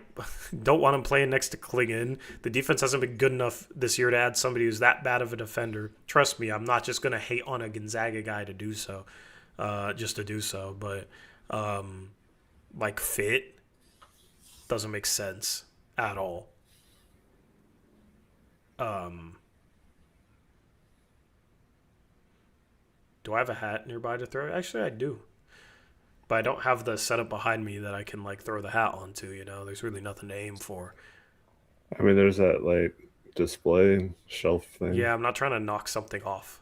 I know, but that would make, if you're just trying to do something cool or funny. Do you agree with my assessment? Yeah, I mean, I basically said the same thing earlier. I don't think there's like a glaring hole in their lineup outside of, a couple of rotation pieces and some more shooting.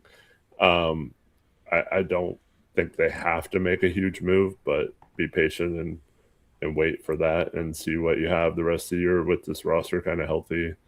I don't think this is the type of trade deadline to like rage about them not making a move. Yeah, agreed.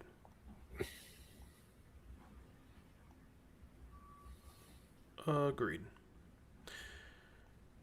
Yeah, we'll probably wrap this thing up like 15 minutes after the deadline, assuming there's nothing to talk about. But appreciate you guys tuning in. We got 5 minutes left until the NBA trade deadline. Just waiting on, are we going to get anything else? I don't know. For those who are wondering, Smog, the Los Angeles Clippers aren't moving Kawhi Leonard, says Chris Haynes. Oh, he just said it in chat before my stream updated. Okay, I don't know why I'm telling you. You told us.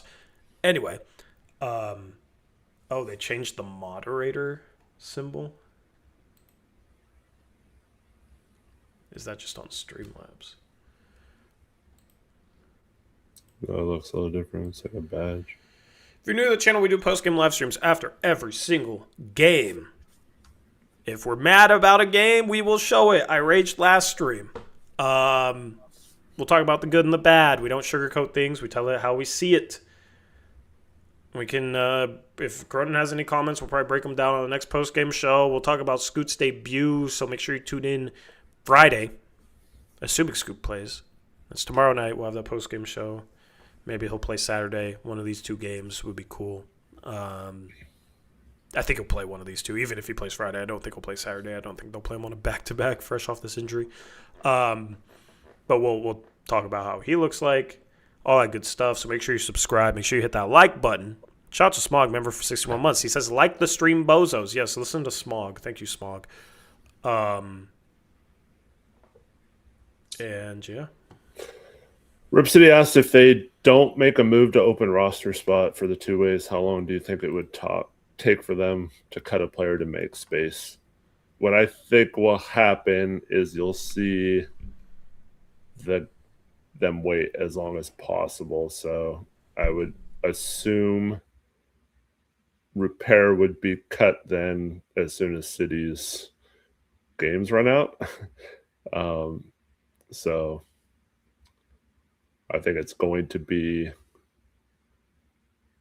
I think it would be how many ever games that is, 3 or 4 or something. I found out the exact number, but I don't think they need to cut them like today and do it today because like they still have a bunch of people out.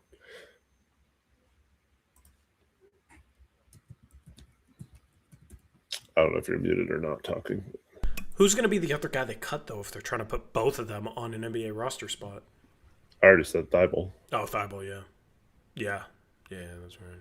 I mean, Thibault could get cut soon, but once again, until those games run out, you might as well. And then it's cheaper to sign him for a prorated contract the longer you wait, too. So True. City has got to have a contract. Love definitely gets sent back down to the remix. I mean, if I had to choose one, I'd give a contract to Love first.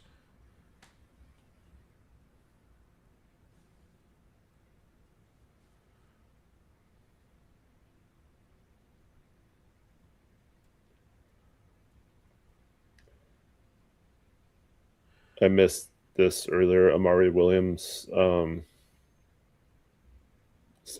got promoted to an actual contract on the Celtics after they. Nice. Who did they trade? They dropped Minot. Yeah, Josh Minot. So Simons is gonna be the Kobe White replacement in Chicago. So they got Dillingham, Simons. Who else do they have now at the guard spot? I mean, Giddey, point forward-ish. Who am I forgetting? I'm forgetting someone because I traded to Sumo. They Ivy. Yeah, they have Ivy. We talked about like Ant and Ivy in Detroit. You know, we talked about Detroit a little bit in the past for Ant. Sexton. Oh yeah, they have Trey Jones, Colin Sexton, Jaden Ivey, Anthony Simons, Rob Dillingham, Josh Giddey at guard spots. I knew I was forgetting guards. Yeah, that's crazy. They always have a million guards, Eric. Yeah. I mean, I think Giddey kind of is like your 3 in, you know, but he plays point, and then you have like Simons, Ivy, Sexton, Trey Jones, and then if one of them's hurt, Rob Dillingham gets some burn. Who's the center? Nick Richards. All right, we got 5, 4, 3, 2, 1, 0. Now, this doesn't mean that we won't see another trade come through. Teams just have to be on the call with the league office. So at times in the past, we have seen trades filter through right after the deadline hits zeros. So we'll stick around for 5 to 10 minutes and see if something got put through. But otherwise, Jaw's still a Grizzly. Giannis is still a Buck.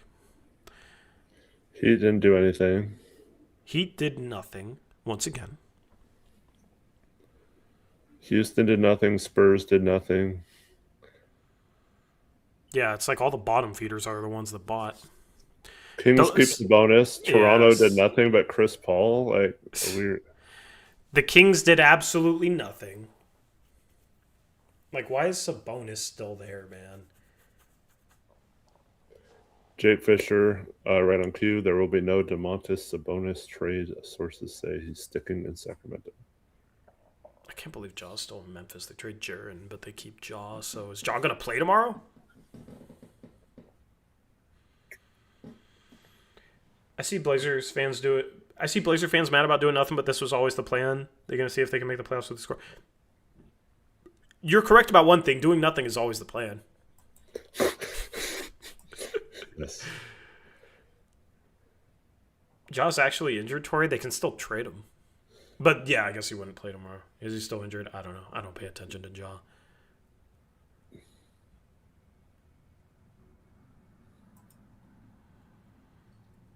Could be worse fan.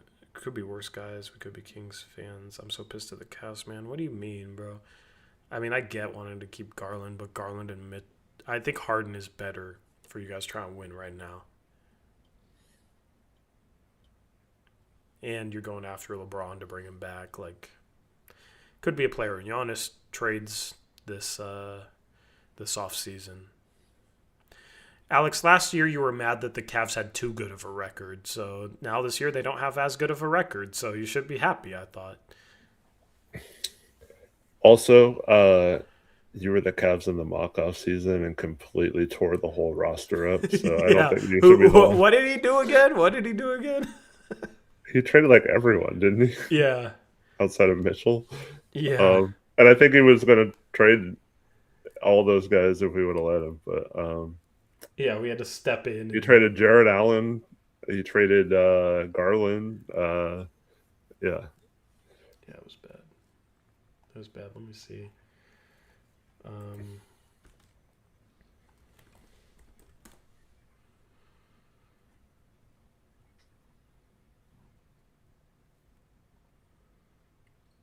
I'm looking for what he did. I'm looking for fake trades now because the real trades ain't coming through. Yeah, we're getting nothing after the buzzer, it sounds like. Bummer.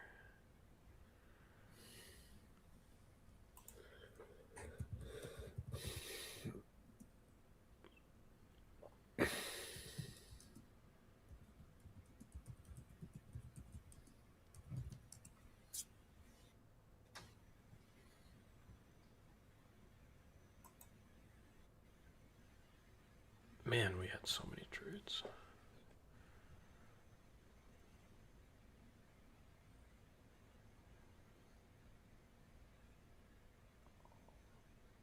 Oh, there's my 8-team trade.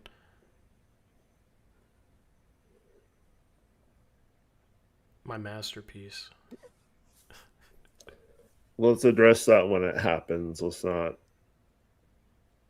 worry about things that we have no idea what's going to happen yet. 503 Magic. Oh, yeah, he traded for Drew Holiday.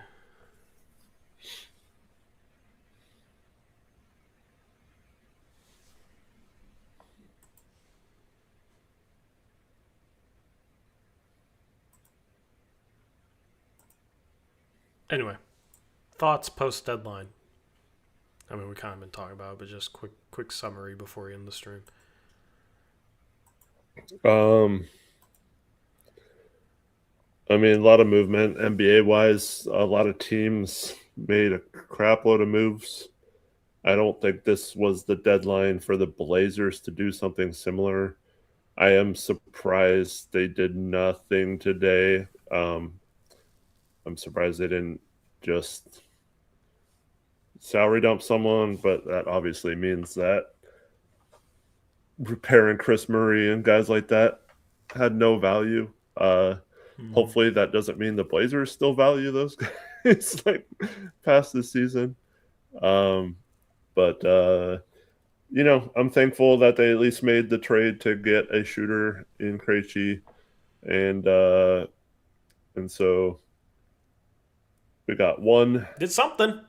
We did something. We went after an actual need, addressed a weakness on the team. To what extent that'll help this year, I think that more will come down to if we can get a healthy lineup, especially Denny. If Denny's kind of in and out of the lineup or that back's bothering the rest of the year, I think we're kind of cooked this season. If he can somehow come back from that and not have it be an issue at some point in the next few weeks, I think post trade deadline we're kind of set up to maybe make a bit of a run.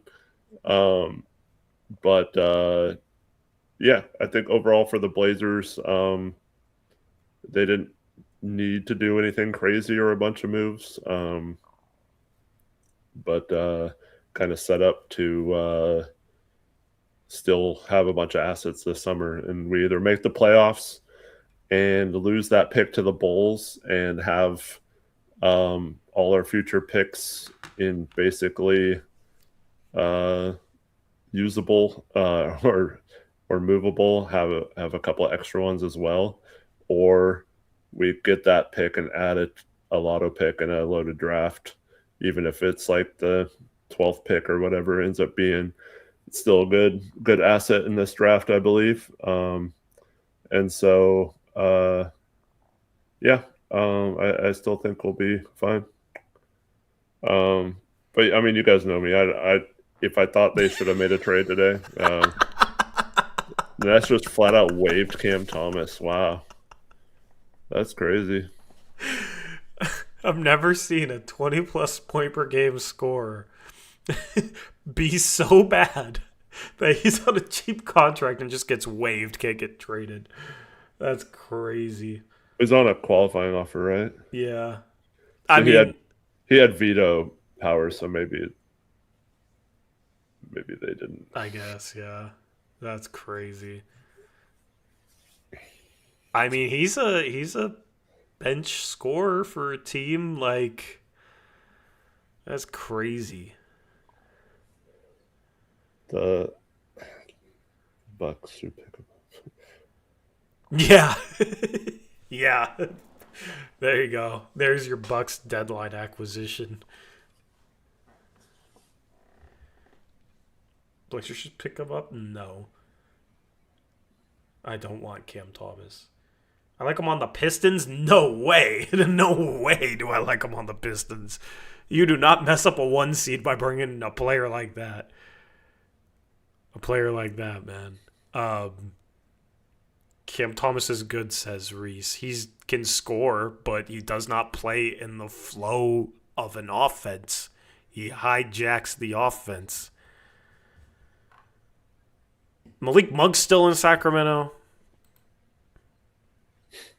Like, yeah, there's a reason why the Nets didn't want him and nobody traded for him in the past couple of years. This year, he's 40% for the field, 32% from 3.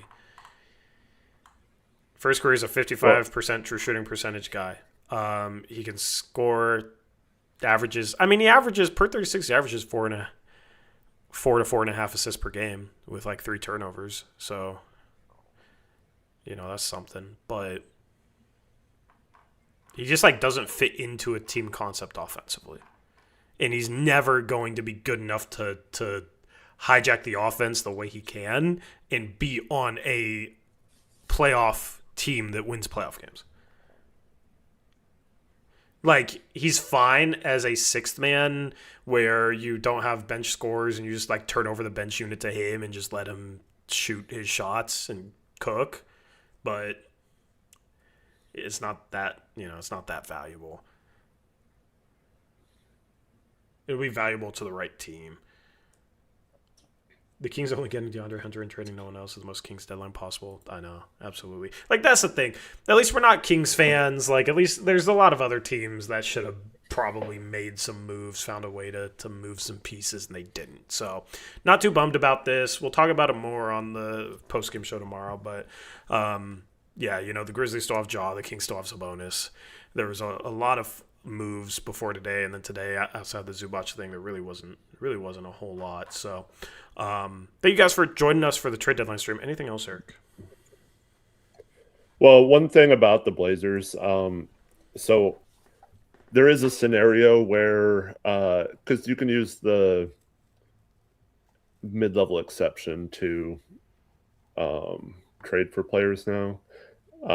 So I believe I'll double check the math for the next stream or whatever, but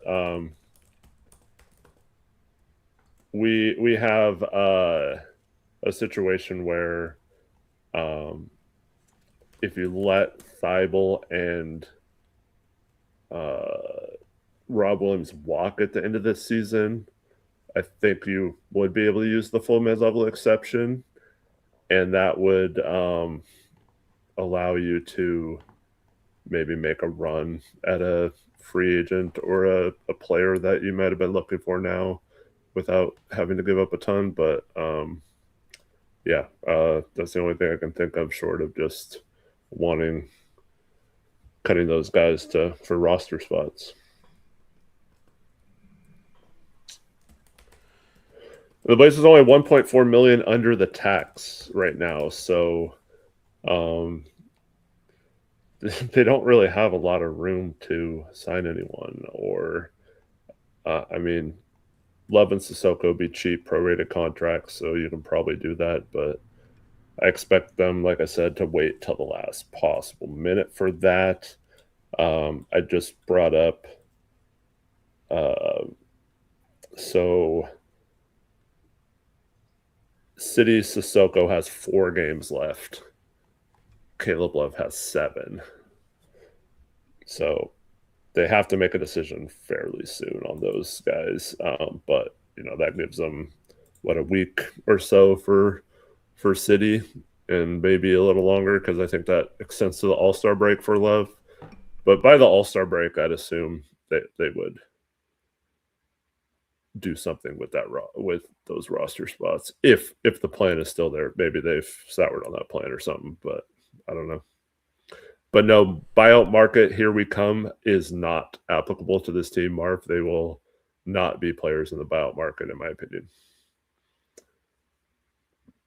But thanks everyone for watching. Appreciate y'all. Sorry it was boring today, but yeah, kind of happens when you get all the fun stuff in the days leading up to the draft or the trade deadline. Yep. Yeah, I mean, it's the way it is. I mean, in the future, we'll probably try and stream a bit the couple of days before when we're able to. But being we don't do this full time, right? So stuff kind of gets in the way. Unfortunately, I'd love to just sit here for days live, chilling, hanging out, reacting to stuff. But is what it is. At least they trade for a shooter. At least they address that need, and we'll see what they do with the roster spots. As I said, they can be patient this deadline. It's not a bad thing that they didn't make any moves today. And it'll be interesting to see like the playoff race, and hopefully the Blazers can get healthy. We at least have a new shooter, and we at least have a Scoot coming back. So at least we get a little bit of extra intrigue with that at this point in the season. And for a team that's desperate for wins, we're about to play a depleted Memphis team that just traded Jaren Jackson Jr. I'm assuming John won't play in either game. Who knows who the heck they'll be playing in those games. So that should be, and Blazers might get guys like Scoot and Denny back. So I think this might be the perfect back-to-back team to play right now. Yeah. And so hopefully the Blazers come out with a couple of wins. Like Tori said a little earlier, we do post-game shows after every game for those who aren't familiar with our channel. So we will be back Friday night after the Blazers hopefully beat the Memphis Grizzlies, and then we'll also have a show Saturday night. So if you're Saturday interested night, in we're more doing a mock draft, by the way. Yeah, if you're interested in more Blazers content and stuff like that, we will be here after both of those games to talk more about it. And then if Cronin does an interview about the trade deadline, we'll obviously react to that on one of those streams as well. Yep. Shout out to Sleeper for sponsoring the trade deadline stream. Use promo code Uprise for a free $20 entry, no deposit required, and a 100% deposit match up to $100. Now's the perfect time with the Super Bowl right around the corner. I'm going to be hate watching the Seahawks, but if you're a Seahawks fan, might as well put something down for some picks on Sleeper. Have some fun. It's always fun to put together a parlay for the Super Bowl. So you got college basketball this weekend as well. We'll be watching a lot of it on Saturday and doing a mock draft Saturday night. So you can also do college basketball picks on Sleeper as well as the NBA, of course. And we have 5 games until the All-Star break. 5 games until the All-Star break. So, and then we'll get some an 8-day stretch to recover. And hopefully Danny can be 100% coming out of the All-Star break. We'll see if he plays in the All-Star game. And this team should be ready to roll coming out of that All-Star break, man. You got a relatively easy schedule in March. Just got to stop the bleeding right now, and the Grizzlies are the perfect team to do it against. So we'll have you covered with those post-game streams. Yeah, one quick thing. The play-in is, I mean, short of just giving up on the season and trying to out-tank the teams below us, the play-in has to, like, they have to make the play-in, right? Yeah. So the goal is just They'll play-in positioning right now. So make the play-in. With the moves other teams made, I think it's pretty clear they're a play-in team, and they almost have to be by default. So we'll but at I least don't have like a settling. play-in. I don't like settling for the 9-10 play-in. The goal needs to be to push for that 8th. Yeah, seed. I mean, maybe they like the 9th one better just to get the a home playing game, but yeah, I agree. We're definitely guaranteed to be in that 9-10 play-in at this point, short of something drastic happening. But that's the bare minimum this season now is the 10th seed. Like they hopefully can make a run higher than that. But thank you everyone for tuning in. Appreciate it. You all hanging out, and it's always good to have these streams where we just hang out for a few hours, and appreciate you all. Have a good rest of your day. Yep. We traded Shaden for RJ Barrett.